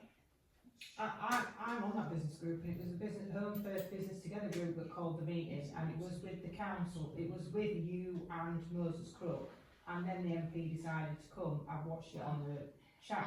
I do know, because I do know how it came about. So the business group, it really matters, but however, the business group contacted Paul Davis. They've been, they're in contact with ward councillors as well all the time, but they specifically contacted Paul Davis, our local MP, who then, with his team, organised the meeting. But he organised the meeting on behalf of the business community. I mean, the business community are the ones that are going to be most affected by the works that are going on, clearly. You know, they're the ones that have their livelihoods, that are affected. Every day, other residents, it might delay them getting from one place to another, but it's not really affecting their livelihoods. So there was Paul Davis, there was some senior officers from Kirklees, including David Shepherd, and there was another David as well, I can't remember his surname. Moses Crook was involved because it's part of his cabinet portfolio. I wasn't involved because I wasn't involved in that particular group, because specifically it was for those leading people from the council. So myself and Damien were in the same position. We weren't invited to that meeting. I did listen on Zoom. I don't know whether Damien listened on Zoom or not. Even the business community were limited in terms of how many people were there. In terms of information getting to different groups, then yes, the business community have been very active and have done very well to get information, whether that's from Sierra Reynolds or whether that is from the council. But as ward councillors, we did have weekly updates for the three of us. We had two weekly updates, and that was for all three councillors. I wasn't getting any more information than Damien was getting. Moses Crook had more information because, as I said, he was part of the portfolio, and that's still the same going on now. Kirklees have acknowledged that their comms could have been better, and they now have another plan that hopefully they will keep to, and as councillors, as ward councillors, we will get updates on a fortnightly basis, which we can then spread to parish councillors and to the rest of the public. And as far as I know, the business community will have their own link to Kirklees. I personally don't think that the parish council needs to have their own link. I think you could get as much information. You're not going to get any more information compared to what we get. We can pass it on to you. Rather than sort of creating more lines of communication, which just blocks up Kirklees councillors and takes up their time, and I don't think you really need that. Personally, I don't think we really need that extra. Thank you, Councillor Ryan. Councillor Wilson. Yes, thanks. I guess I'm no different to most people. I get lots of comments about Holme Town Centre. And there's sort of three areas that stand out to me. Firstly, about the actual quality of the work, and we've all heard about the paving and how it holds water. There's a failure to recognise when changes are necessary. And the one that stands out for me is the bin gate, where people came to us as a parish and said the amount of bins that are on the plan for Holgate are inadequate. Now, they might have been adequate when the plan was developed, but now they clearly aren't. We're trying to get 18 bins into a space of 8. And And so there's this failure to meet these changes. But also, so there's no mitigating measures put in place. And I think there was a suggestion from Business Together about 2 hours of free parking, so that at least it offset some of the damage that was being done to businesses. And again, there's not been any positive response. And all this is underpinned by absolutely dreadful communication. Okay. I've tried for months to find what the project plan looks like. I think Councillor Rowlands would probably still update us a fortnight, don't she? No, she just said she got updates. She didn't say she'd share it. Oh, okay. Well, Who was next? Sorry. Councillor Lyles, was it? I think it was Councillor Councillor Holme. Bell. Yeah, I just wanted to go back on something Councillor Ryan said. Absolutely, Kirklees councils aren't getting all them updates, because I actually contacted them over something that a resident and a business have brought up with me, and the Holme, right? But it's getting in and getting out of Holme and getting the deliveries and everything through. I have contacted the county Kirklees, and obviously through my own sources. 3 months ago, I actually sent a chaser. A month after that, I've sent another chaser, and I still haven't had anything back. So their communication is absolutely horrendous, and that is. And the only reason I found out that it was the MP's meeting is because actually David Shepherd told me. Thank you. Who else has the hand up? Councillor Morgan? I was just going to suggest that one of the things that might address some of these complaints is that James, the updates that Moses Cook can give to James, then we could put it on the Parish Council website as well, so that it's just been transmitted through to a different platform for people. Councillor Dixon? I've been following the updates online and seen that James been sharing on the different community pages, and there was somebody else doing the comments before. The comments before were more detailed, but the comments have been coming through on a fairly often basis, and I've been fairly satisfied by that. I appreciate that the work is dragging on and taking the time. I think when they were originally set up, it was supposed to take like a year. I've got no indication if it's going to be taking longer or if it's going to be delays or anything like that. Possibly will be, and it would be good to know about that, so let the businesses know, so then they can plan ahead. Stuff like that would be useful, but I don't think the comments are as bad as, from my point of view, from what I've seen, it has been that bad. I don't really see why us getting involved with it more would particularly help things. If James is willing to continue to update us about things and about what's going on, that would be okay with me. And yeah, that's about it. Councillor Holmes? I think Alison actually came before me, so... No, it's all right. Okay. Well, I think we do have a responsibility to know what's happening, but I do take that as my responsibility. I want to be informed, so I have made sure that I've got informed, and the information is there, that we can find it, and we should know about this. I absolutely agree. So I possibly was a little bit disappointed that we weren't invited to a particular meeting, but I also think we can't insist that we're invited either. But we must be informed. It is our responsibility to the people who live in the area and to take up their complaints. And I have been doing that. A couple of things that have been said to me. I mean, I try and give as much information as I've got, but if there are still things that are not being addressed, I have had responses to that, about the access for disabled people. The curve hasn't been as low as people in wheelchairs would have liked it to be. So I've had good responses to that. I really have. And, I think, I do think that we have to take that responsibility on ourselves, that we can be involved and we should be involved. Okay, thank you. So I'm not quite sure where that leaves us.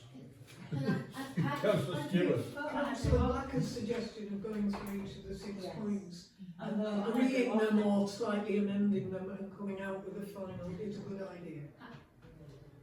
Have we agreed that the information that comes out will go on the Parish Council website? No, you've not voted on anything yet. Okay. Can we go through the points? We could go through the points, yes. So point 1, council resolves to formally express its disappointment and concern the Holme Valley Parish Council was neither consulted nor involved in convening the recent meeting on the town centre works. Councillor Dixon. I knew about this meeting about a week before when it was happening. Some people said it was like a secret meeting and private meeting and people weren't advised about it, but I saw about it on social media and it was word out there. And I'm not going to say that like I'm a big social media buff or a big time detective trying to work all these things out and find all these clues, but it was pretty clearly out there that this meeting was happening. So people saying it was a secret meeting organised, it was the worst kept secret going on because everyone bloody knew about it. So maybe like they could have invited us or had us involved or sent something to the parish council just to let us know that this meeting was going ahead. But yeah, that may have been helpful. But expressing disappointment and concern, will that be constructive? Will we gain anything from this? I don't think so. It's happened, the meeting's gone, so let's move on. Councillor Whitelaw.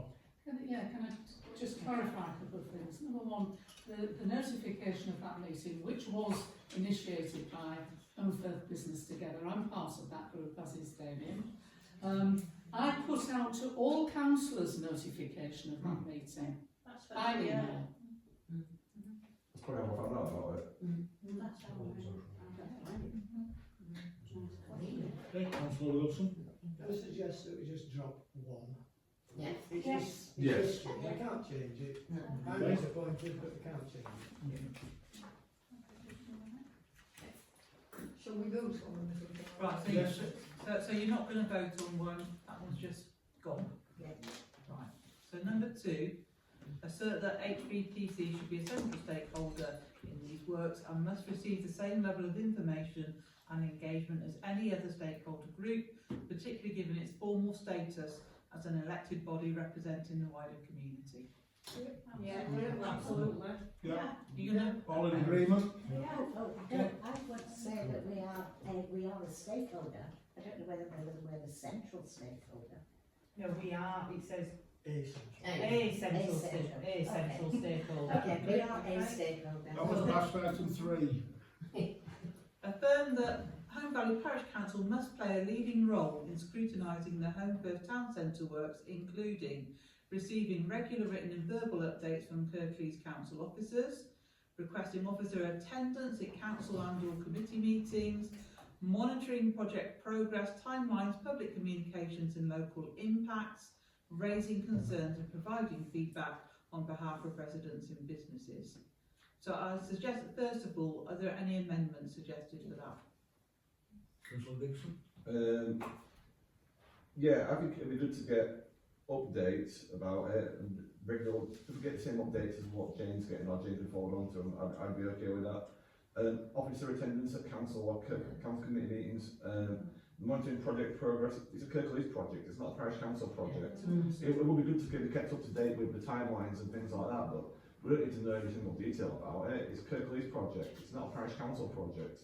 But it's impacting our parish council. Hang on, he hasn't finished. It's impacting our constituents and businesses, and yeah, I appreciate that, but they get their own communication as well, and it's probably more to do with the local councillors like Jane, Damien, Moses to communicate out to them rather than us. It's a Kirklees project, it's not our project. All those in favour of approval? Oh, sorry. I was going to suggest an amendment to the sentence at the top so that it's affirmed that HVPC should play a role in monitoring, because I think this is about monitoring rather than scrutiny. Scrutiny has a specific meaning. Specific meaning, and Kirklees officers are not responsible to us. And as well, if we do get the feedback, we can answer questions as people do raise them to us. So that's what it's useful for. That's what we can do. It's not our project. Councillor Firth. Thank you. What I would like to ask is a question to this council and to all councils, both Kirklees as well as Parish. Why has it taken us so long to come round to this way of thinking? This should have been put in place when it was agreed that the money would be spent on Holme Firth and how it would be spent and how we would operate with the centre of Holme Firth, because we've just about ruined it. Holme Firth has lost everything. I get people ringing me up, sometimes 3 or 4 times a day. In fact, they're coming to visit me and ask me, what can I do? I can't do anything. I could have done probably about 2 or 3 years ago, but I can do nothing now. We did the town centre plan somewhat 20 years ago, and we actually was involved with Kirklees. They actually sent an officer who spent time with the parish council. We met with the contractors once a week, and I can tell you now there was no problems at all on even any temporary traffic lights put up when we did the strengthening of the bridge of Victoria Square. But this one is just simply, nobody's been bothered. I've been going around the shops talking to the people who are trying to run businesses, and they're struggling. And why is it taking us so long to have a debate like this? We should have been doing this 12 months, 18 months ago, for goodness sake. I'm not going to agree or disagree with you, Councillor. Sorry? But we are where we are, so we can only move Well, forward. I know we are where we are, but it's too late. Possible. So we're trying to... So the amended, so you need to vote on whether you want to accept these amendments. Affirm that Holme Valley Parish Council should play a role in monitoring Holme First Town Centre works, including receiving regular written and verbal updates from Kirklees Council, Kirklees councillors. Yeah. I still think it needs to be. They're not having the second and third bullet point, but the raising concerns and providing feedback on behalf of residents and businesses. Is that right? Is that what you want left in? I still think we need updates from Kirklees Council officers as well. I don't think we should be relying completely on Kirklees councillors. Councillor Russell. With respect, Councillor Bentley, you said yourself a little earlier that you can't get responses from the officers. We've had a long history, haven't we, through different committees of trying to get response from the officers. So actually us putting it in is only antagonistic, I think. Might get them to actually Well, we answer. could try being nice and then we could get it stronger. There you go, let's remove it. Councillor Ryder. I don't think it's going to happen. I don't think there will be another route for council officers as to parish councillors. I think, as I said before, it will come through the ward councillors. It doesn't stop us asking the question if that's what we do. No, of course, yeah. You can ask. Councillor White. And I can just say, I don't necessarily agree with what Donna was saying about not getting any replies from Kirklees officers. Well, I can show you an equal number of emails that have been answered. Maybe So, oh yeah. Councillor White. Two things, I suppose. One is that we established some time ago a means of Kirklees councillors who are also parish councillors feeding back information on or whatever to the parish council. So that, I think that's one thing. And the other is that we are highly unlikely, I think, to be able to establish direct communications with officers simply because they have so much to deal with. Their resources are stretched to the limit, and it is councillors who are responsible for passing information and asking for information. So Jane and Damien and Donald and Donna can ask Mo, who is the project leader, for information and feedback in that way. That's a direct line of communication. Councillor Wilson. Can I just say, we used to have a means of communication in that we had town centre meetings. Now, for whatever reason, they've been dropped. Councillor Firth himself used to attend that. Yeah. Councillor Crook used to go, and we did get some sort of feedback. That's disappeared.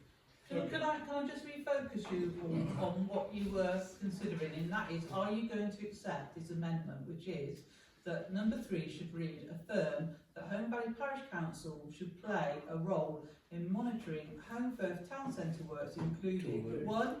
Receiving regular written and verbal updates from Kirklees councillors, and 2. Raising concerns and providing feedback on behalf of residents and businesses. Yeah. So, All those in favour? For the benefit of residents. Not on behalf of. okay.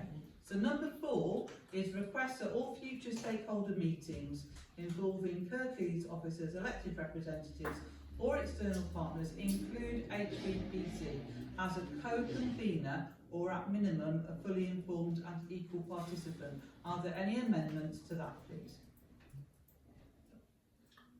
Right, Councillor Osborne. I just feel this is something that's unrealistic. We can't request third parties that they always invite us to their meetings. Anybody else? Councillor Holmes? Well, I would agree with what you've just said, but I would also say we would welcome an invitation. Yes, yes. Make it clear we want to be invited. Councillor Green? I think we can request whatever we like, and then just go back to it every meeting. It would be nice to be invited. We're asking them to consider us as an elected member of the I council. don't think I'm very happy with co-convener because it isn't our programme. We do want to be active participants, we do want to be invited, we want to be at the centre of the discussion, but I don't think we should demand the right to be co-conveners. So we would take out the word co-convener and leave it as HVPC as an equal participant.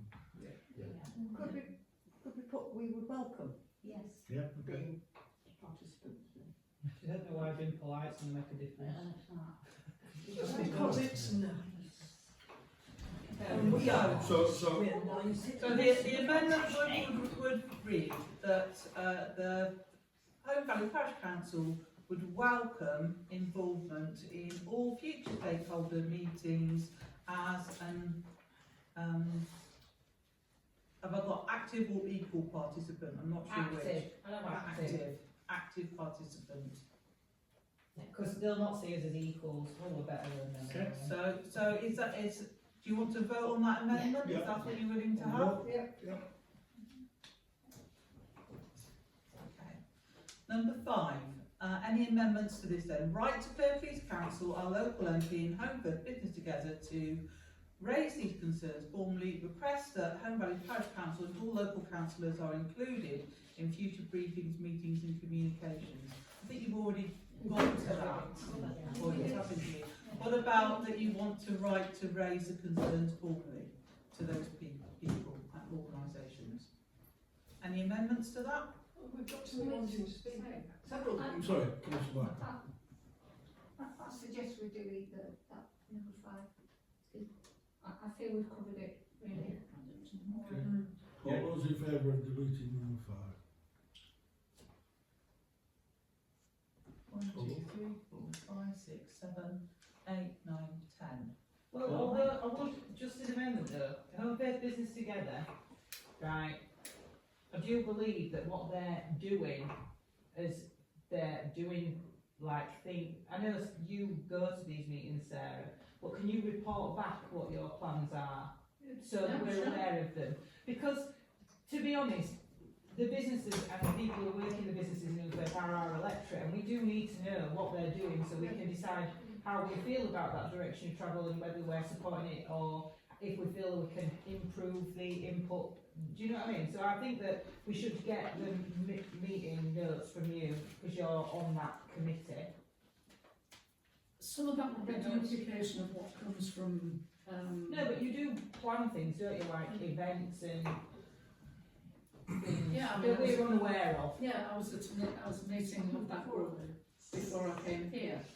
And I can certainly give a flavour or bullet points about things that are being planned. It's a group of 77 businesses, so it's actually a substantial business forum. Yeah, absolutely I can do that, and I can do that by email to the councillors. So you've had 10 people voting to delete. Anyone against it? Well, that's a bit of an example.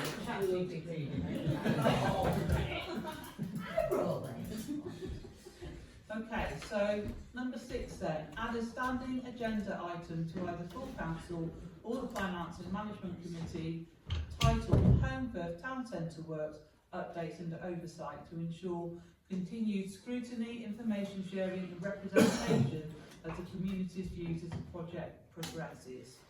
Any amendments on that? I'd like to take the word scrutiny out of it, but I'm absolutely adamant that needs to be on. Does it need to be at both full council? Well, whether it's full council or finance management, that's... I would propose that we have that update at full council. Yeah. Councillor Blacker? Well, I mean, in a way we've already got a mechanism to do this, haven't we? Because we have an item on the full council agenda for reports from Kirklees councillors, so I think that's a duplication here. Yeah, I agree. Could we amend it to specifically add an item that says, can our Kirklees councillor update us every month on what's going on Can't the we just have to have a town centre works update? I would like to see it as a separate update rather than just thank you. assuming. If we're committing in this to try and get that information, I think it should be a standing agenda item at full council. I'm not saying we should add it in this amendment, but as part of that, can we have it as an agreed behaviour? People like Sarah, who are on that, do informal updates all the time by email, either via the clerk or to all the councillors, but as people learn new stuff, if it's weeks before a full council meeting, let's circulate the information.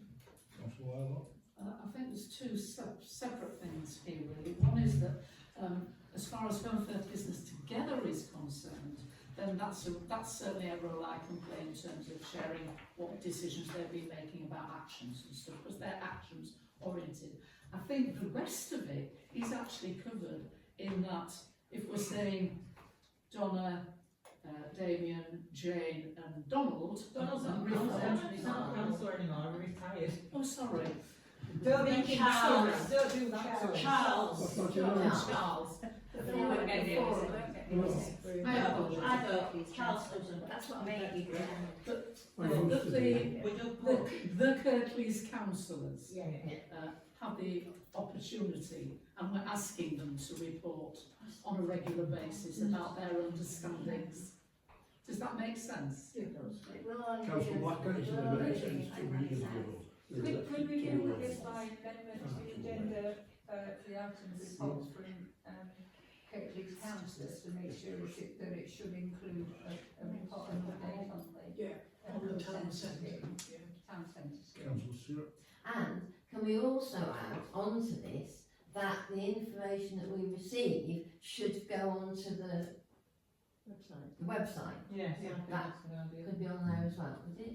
Yeah. So I still want a separate item. you've got, the first thing to vote on is whether you're going to have it as a separate item. Depending on the outcome of that, you then need to vote on whether it's going to be amending the existing standing item about reports from councillors. But first thing you're voting on is whether or not it should be a separate standing item. All those in favour of a separate standing item at full council? I'm sure Councillor Wilson was a vote this way as well. Well, he's not here. Right, keep your hands up, please. 1, 2, 3, 4, 5, 6, 7, 8, 9, 10, 11. So that's carried. No. So moving on, item 79. Urban Nature Reserve, Local Nature Action. Chris. Scott, do you want to say it's coming up to 9 o'clock to suspend something? Yeah, we'll suspend something else. Are we all okay to stay and carry on with the meeting? All those in favour?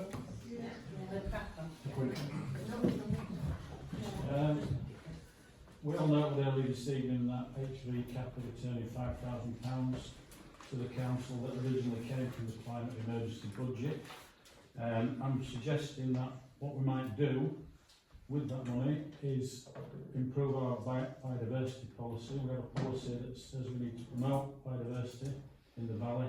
I think an effective way of doing that would be to engage all residents if possible, but as many as are willing in gardening organically, gardening for nature, whatever way they can, by suggesting urban nature reserve, which I know quite a lot of other town and local district councils do throughout the country. So I propose we set up a working group to examine that we set the budget aside to be able to do that as soon as possible. That's my proposal. Any questions for Councillor Green? Councillor Bellamy? No, you go, you might. I was just going to say, I like this, and everybody's good for a while. But is there any land that the land charity's got that you could maybe use for you? Well, we've already set aside chippings. Not chippings. Yeah, you that can have is chippings. That one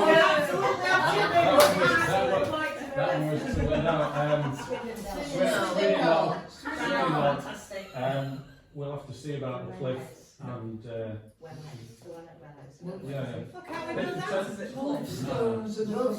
I'll second it. Yeah, I'm going to say if he's moved it, I'll second it. The short answer, we'd like to include all the land in the Holme Valley if we can. So my question was, Chris. Yeah. So I donate all my wool every year to gardeners who like to use it for organic matter to break it down instead of using pesticides because it stops slumps and stops weeds growing and mulch and stuff like that. I successfully get rid of 10 bags of wool every year for that. So I think that we should engage with the local farmers instead of getting a crap amount of money from the wool board to encourage people to use that as organic matter, and we could arrange for them to collect it from certain locations. They're all good suggestions there. If you want to join the working group, Joe, we can. Well, I've got no job now, so I can join them. I don't know what to do. So, right, so It's proposed and seconded that, isn't it? So we're going to build the chippings, we're going to have an organic garden. So, hang on, we're voting firstly on appointing members to a working group. Yes. Yeah. Do we think that is a good idea? Yes. All those in favour? Okay, members. I'm busy. Members. Councillor Green. Councillor Osborne. Councillor Morgan. I'll join you. Put your hands up then. Joe, you joining it? Yeah, I've got loads of shit you can put on it. Councillor Firth. Then you're. Okay, anyone else? You got Councillor Morgan? So I've got Councillor Green, Councillor Osborne, Councillor Morgan, Councillor Firth and Councillor Lyles. Have I missed anyone? Right, can you vote to accept those on your working group? You start with me. Can I suggest though that we suspend considering the £5,000 until that working group has reported back and tell us how much money they actually need to do it? Yeah. I'll second that. Okay, so Councillor Green, you don't look happy. Have you got something you'd Well, like to say? I'm happy to that to be voted. So yeah. so the second one is being deferred. Is that right? Yeah. You didn't need to vote on it. All those in favour of that until the working group comes back with a way forward? It's something we should think about as well, that we're doing future budgets for next year. Yes, that's what I'm thinking of. Because we're all in favour of the project, but it's about how we're going to fund it, so that's all it is, technicality I suppose. Yeah. Okay. So considering any other actions, anything else at this point? Leave that to the Councillor working Ross, the working party to the report now. Yeah. Okay. Item 80, updates from the Communication and Engagement Working Group. Councillor Whitehall, Chair, do you want to go through this or shall I? Sorry, can't be very. As chair of the working group, do you want to go through this or do you want me to? No, you go ahead, John. Fair enough. We have had two meetings so far of the Communications and Engagement Working Group. We're due to meet again on the 6th of September. I think the main activity for the first section was to redefine the priorities and look at what actions the group want to achieve between now and the end of the council term. So we put together an action plan, everything sort of put together in time order roughly. So there's just a few things to keep you aware of that sort of goings on. One is the Home First Food and Drink Festival is this coming weekend. I did send an email out for volunteers to help with a survey exercise around local food production. I think I've got 4, if anybody else fancies a bit of a scooch around on either Saturday or Sunday over lunchtime, let me know. There's a few people that are dropping in to the office on Thursday afternoon to kind of pick up papers and that sort of thing as well. If you can't make it, I know that was it. Councillor Stewart, you couldn't make it. I think I can. Oh, you can, great. Yeah. In which case, fantastic. So you are later. I know you're going to be late, Councillor Austin. So that's it. If anybody else is interested in getting involved and it's just a bit of engagement work to do with the local plan review, that would be fantastic. Following a review of external communications, particularly around the expenditure, the group have made the decision to go to quarterly rather than monthly with the Time Out magazine. So that will be a saving of around £1,600 a year, I think, because we felt like just those 4 key ones a year that were needed, and then it wasn't necessary to keep that going at other times as well. There has been a proposal put forward to use some of the councillor training budget around support for members members of the whole council who are less confident on social media, because I think there's a lot of people that are quite keen to engage, but they still feel a little bit timid about it, possibly for some of the reasons that we mentioned earlier.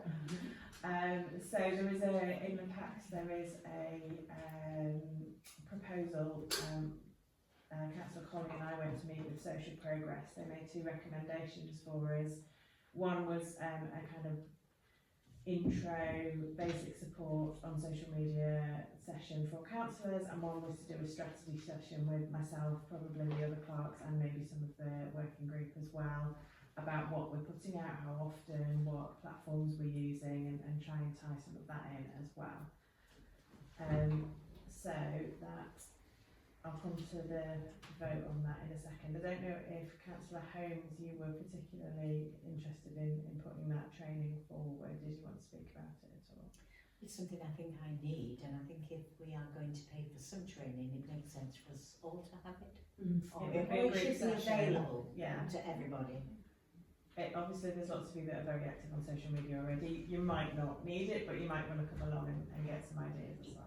I was quite impressed with Social Progress. I thought Social Progress got us when we had a that really good meeting. meeting. I think she really got what we were like, what we could manage, what we couldn't manage. Yeah, and they're a local business, and there's not really many local businesses that do that sort of thing, so we're quite lucky to have that on our doorstep in Holme. Okay.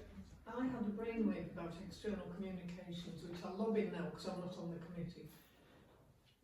In Holme, on the first Saturday of the month in the winter, there's a market in the village hall. Yes. I think we could have a table. It's £20 for a stand. It's from 10 till 3. It opens on Friday if we need to go early. And we could alternate maybe the one charity 1 week, 1 month with and just put a thing about what we do. And particularly with the land charity, there are things coming up where we might want to ask people what they think. So. Could you send me the details as a reminder? I'll get one of them. I'll look into it, thank you. So we'll come to the vote on the Social Progress proposal in a second. So the other bits, I think that's it for now. We'll move on because I've got some asks for the next item. But if you want to go through the to notes and the to considers. Okay. So we're noting the update from the Communication and Engagement Working Group All noted that, yeah? Yeah. Agreement, and a new local directory section has been added to the HVP website. Sorry, I forgot to talk about Yes. that. For those of you that are regular visitors to the website, there is a new section that is accessible from the front page. I've put together a directory of local services, mostly public services, but they are places that people might find out. We get quite a lot of calls, probably a few a week, about people that are cross about bins and potholes and things that we can't do anything about. So it sort of started from there, but actually we've now included doctors, schools, food banks, you know, anything that might be useful for people, and it's all in one place. So do you use it? Do you tell people about it? Thank you, I John. think that's great, so. So we're all noting that, yeah? And that we should add to it as well, so I Yeah. think it's our responsibility to sort of check that list and think if there's any additions we should make to it. Okay, so now we're considering approving expenditure up to £1,000 for training activities with social progress. Can I just comment Yes, on Councillor this Holme. bit? I'm not all for this, to be honest, because there is loads and loads and loads of training for social media on the internet. There's absolutely loads, and it's free. I mean, I know Social Progress, they're doing an absolutely fantastic job, and I agree, they are really, really good, and they're really impressive, but it's £1,000 for, is it something that maybe you could get for free off the internet? Councillor Whitelaw? Yeah, okay, I'll take your point. We've just saved 1,500 quid on Tito, so I think this would be a good diversion of resources, because there is nothing like face-to-face group interaction on training, and doing it online and through TikTok or YouTube or whatever is not the same experience. Everybody knows I use social media, and I use it a lot, and I always have to, so, I mean, like I said, I don't know, but I probably wouldn't get anybody from it. I would say that you don't necessarily have to take both sides of that proposal as well. There are two sides to it. So there's the council training session, which I forget the split on the money. Sorry, it's not fully in my head. But then there's also the strategy session that they've priced up for us as well, which would be about building our social media strategy better, looking at what platforms, what tone, what, you know, other things that we can use as well. I think we need strategy training. It's not just knowing how to use it, it's having up-to-date marketing now. Can we vote on this one, please? So, Sorry, can I just check where this money's coming from? Is this coming from communications and engagement budget line, or is it coming from staff training I think it budget? was coming from the council training budget originally, but I guess that is also up for discussion. Yeah, as to where I it mean, comes there's from. like 800 quid in that budget line currently, so there's not a ton of money in there. I do believe that Councillor Whitelaw said that they're cutting that magazine I throw in bin out, and they're going to save 1,500 quid, and then that would help cover that cost. Is that what I was? Is that how I That would be understood my that? suggestion, if that's possible. Yeah, it's just a little odd that you're creating another budget line that's also training. That's the only point I was making. Moving from one pot to another. Yeah. So you're moving your spare £1,500 to training? Yeah. There you go. Can you vote on so? do we have a first and a second? It's a Hang on, Rich is asking questions before we It's vote. advisement then, is it? Yeah. Well, Okay. well, you might not need to. You might be able to take it straight from the communications and engagement line. Can I ask a question? If it was communications and engagement, and it's communications and engagement information, could you put it under that line? Because it is teaching the councillors to communicate and engage. So technically it's not training, is it? It's not staff training, it's teaching everybody to communicate and engage. Yeah, but obviously there is a council training budget. Yeah, but we haven't got enough money in that. I know you haven't, yeah.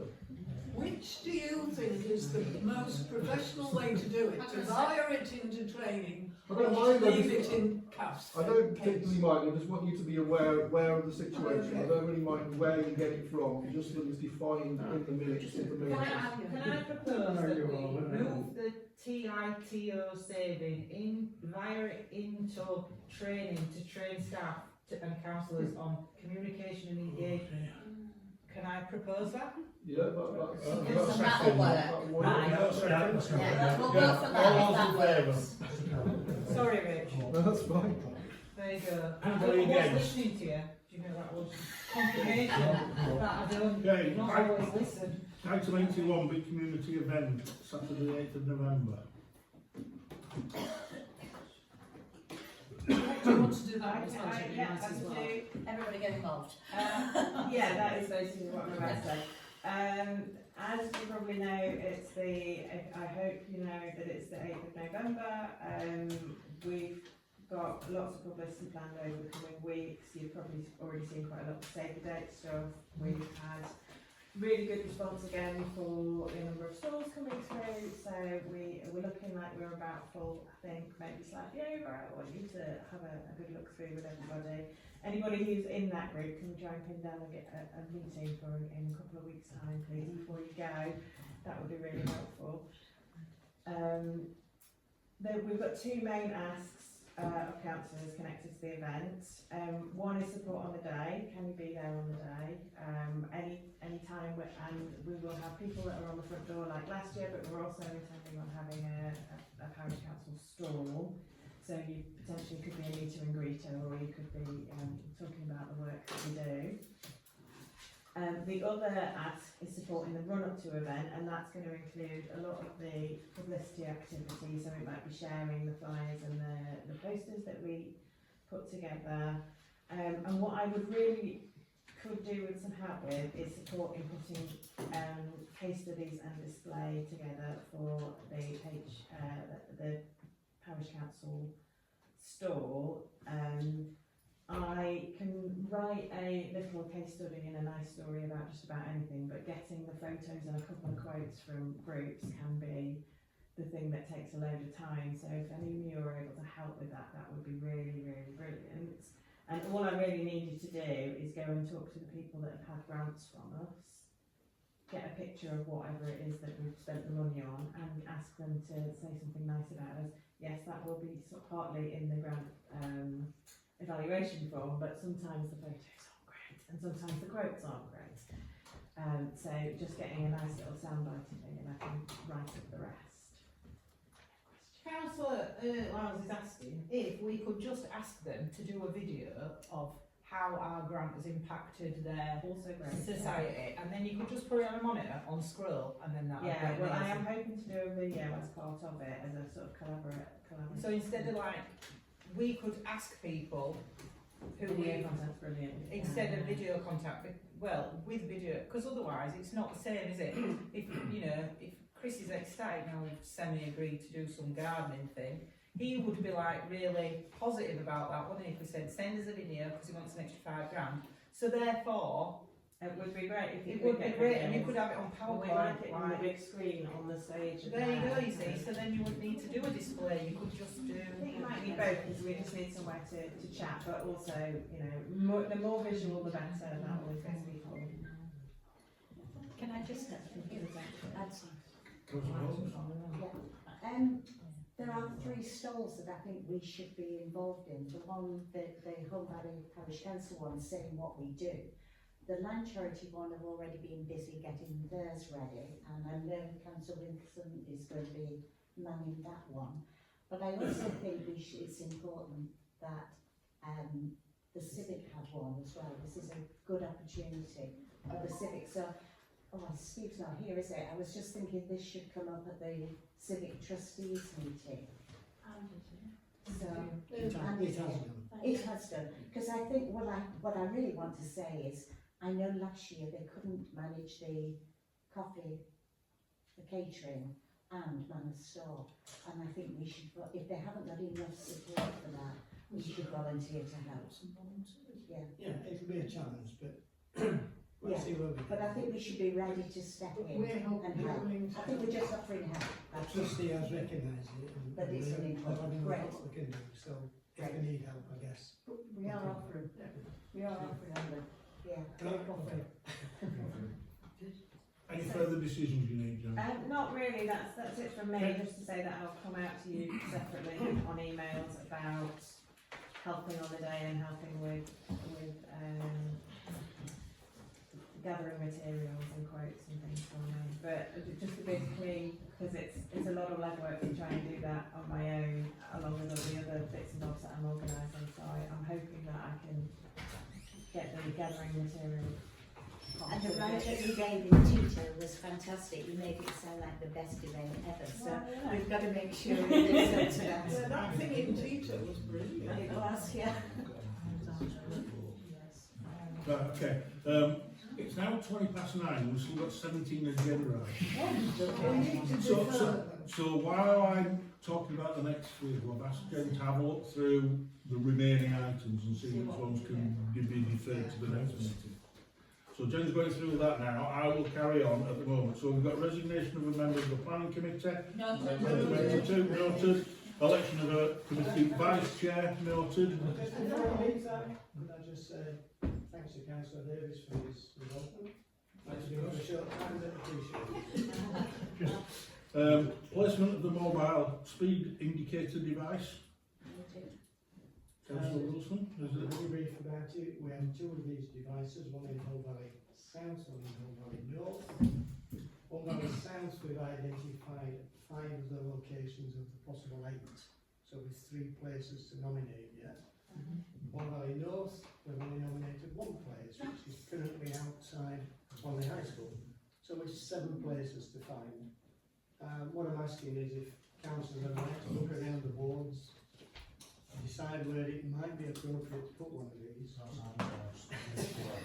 And if you can come back to us either myself or through Gemma and the planning Yeah, committee. can I suggest that people contact Councillor Wilson or Gemma with ideas? The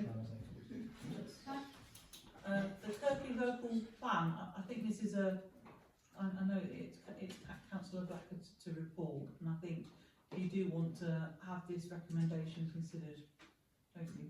Yes, we've already noted the planning committee minutes in which this appeared, so this is a request from them by the planning committee. So asking that the working group on the reference group on Kirkley's local plan update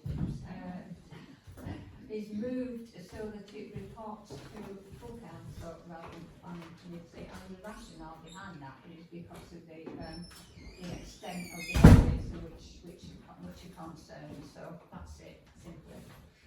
All those in favour of moving to full council? I feel like I couldn't say anything now. Yeah, well, I'll just start. I don't know, for everything you want.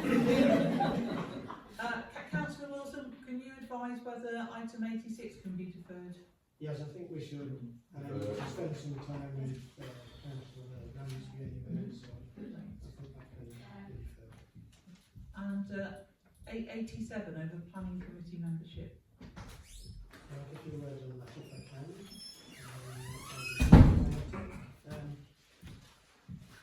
Membership of the planning committee. We only have 7 members, which from time to time is a problem when we get absences or then councillors have to declare an interest. We've been very close to being recorded on a few occasions. It's not a very good feeling even when we are quorate. The one at Holme springs to mind where with 3 councillors and 28 members of the public, it's not a good look. And when you think that planning is one of the subjects that local residents are quite exercised about, we regularly get people either commenting, coming along to the meeting. It's something that's very topical, and I don't think as a council we're doing a very good job at the moment of representing them. We have 3 wards where we have no representation. So I guess my appeal is here. Ideally, I would like more members for the planning committee, but also open to look at alternatives. Councillor Wilder? I don't think they'll like this. My view, and it connects with something that you said earlier about why we wouldn't do the housing survey, is about impact.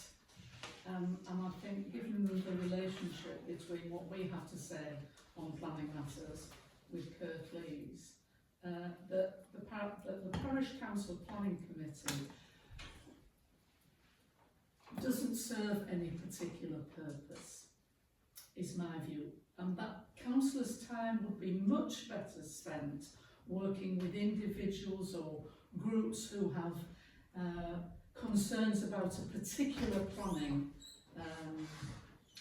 proposal and going to Kirklees Council with them and working with them. I personally think that would be a much better use of people's time. But as I say, that's my view.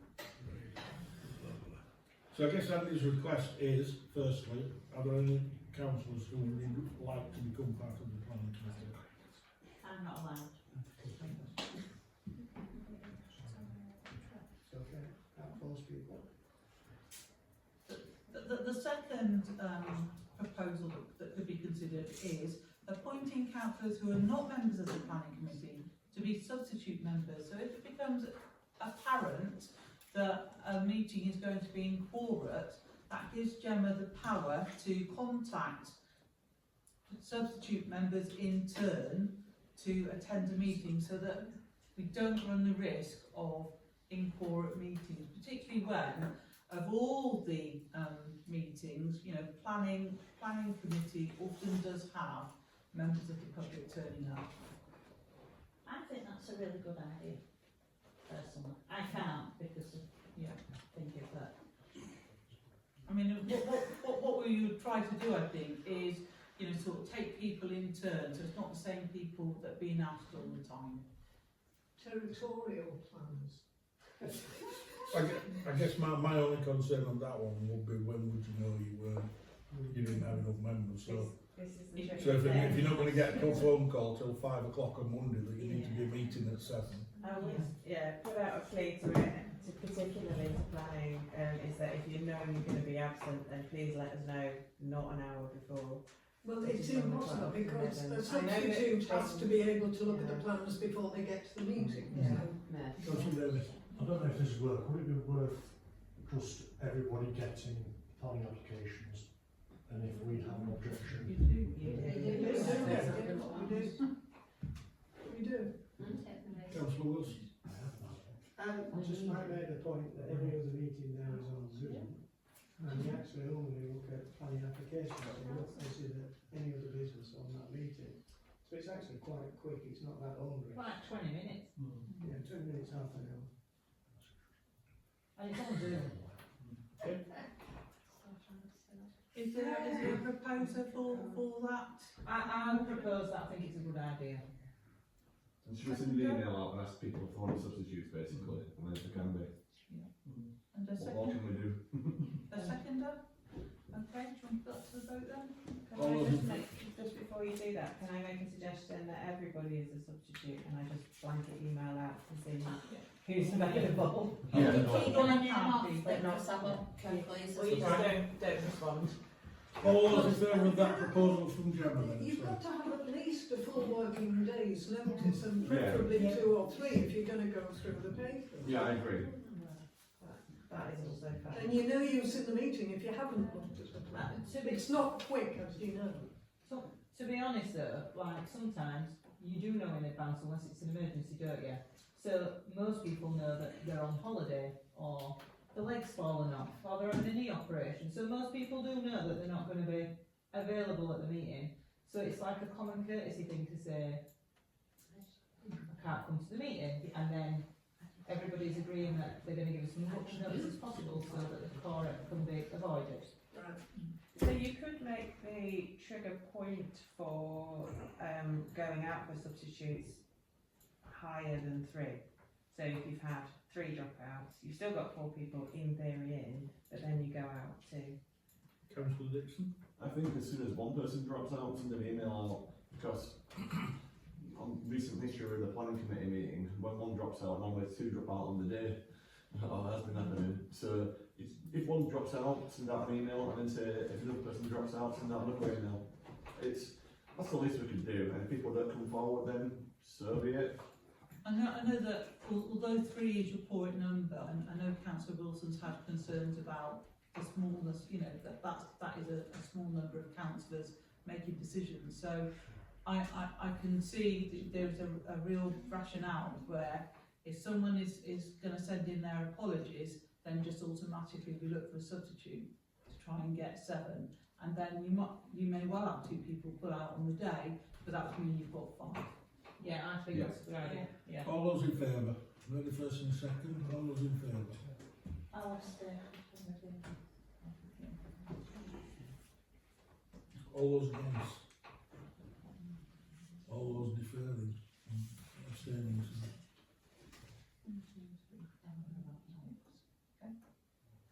Does that pass? Yeah. Item 88, Planning Committee, can this be deferred? I think it's some work that you're doing and reviewing in November, isn't it? It's just a note. So Yeah.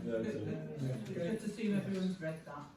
Home First toilets, re-roofing, repairs and solar panel installation. Right, we do need to consider this. Hopefully everyone's had a read of the agenda. So what we're asking to consider is approving additional expenditure of up to £4,597.40 for repairs and re-roofing of home first toilets and installation of solar panels. So the Service Provision Committee gave a go-ahead to this project based on estimated figures, but now that we are working with concrete figures, it has come up short. So we're asking for that money to come from General Reserve, or rather Service Provision Committees. Can I just make a point about the figures? I said to Jen that I thought that couldn't be reclaimed on this when we had a very brief conversation last week, but I've sort of researched it since, and I think it is possible for us to reclaim all of that. Oh, it's building repairs, so yeah. The situation was that we can kind of claim that for the toilet as a non-business expense. And you can claim all of that, and then the other side, which is where the business unit is, we can also claim all of that as an exempt business cost. So we can reclaim all of it. So what it says there about not reclaiming that is incorrect. So you've got a lot more money to play with than you think. So you're probably talking about a shortfall of about 2,000 maybe. Notwithstanding that though, can we vote on the proposal for expenditure of up to £4,597.40 maximum? It's obviously going to be less than that. Can we do a first and a second? Or everybody just vote? Yeah. All those in favour? All those against? Would we need it if we're not paying that? It's about 2,000, you say? Yeah. We've looked into the VAT since the agenda went out. That's all we're just saying. So. No. Okay. Any other items to consider? You okay with that? No? Okay. Reports from Kirklees Ward Councillors.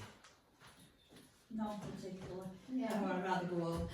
Okay. We've already discussed. So we've been through much. Can we defer item 90? Yes. Okay.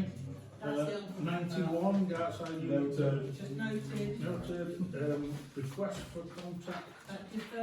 Defer. Fostering in Kirklees. Noted. No.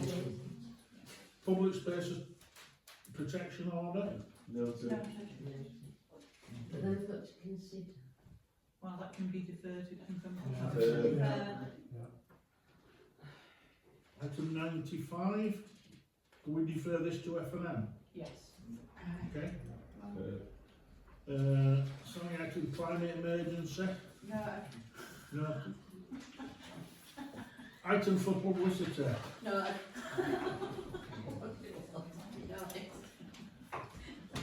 Anything we want to publicise? Publicise the updates on the Holme Town Centre Yeah. upgrades as and when we get those updates. Don't hold your breath. Yeah. Councillor Whitehall? Now just draw people's attention to the email, which I'm sure you've all read in detail. Yes, we have actually. We've discussed it at great length. Yeah, I'm sure you have. Interestingly, when I was at the HBT meeting just before we came here, they were having a discussion about making short videos about the businesses that they do so that they can put out stuff on social media, etc., about what they do. And they suggested that we might do a similar thing about what we do. And so I said, we're ahead of the game here. So it would take, there are 23 of us, you would just need to do one little piece once a year to get some messages out about how we spend our time for the benefit of our electorate and the wards that we serve. So if you can, it doesn't have to be a video, it could just be a short written piece that says, I've been doing this with X group. That would be lovely. And if you could... Honestly, 2 quotes and a photo and I can turn it. That's all I need. Thanks very much. Do you need anything else, Gemma? 2 quotes and a photo, please. Okay, thank you. In that case, I'll call the meeting to a close.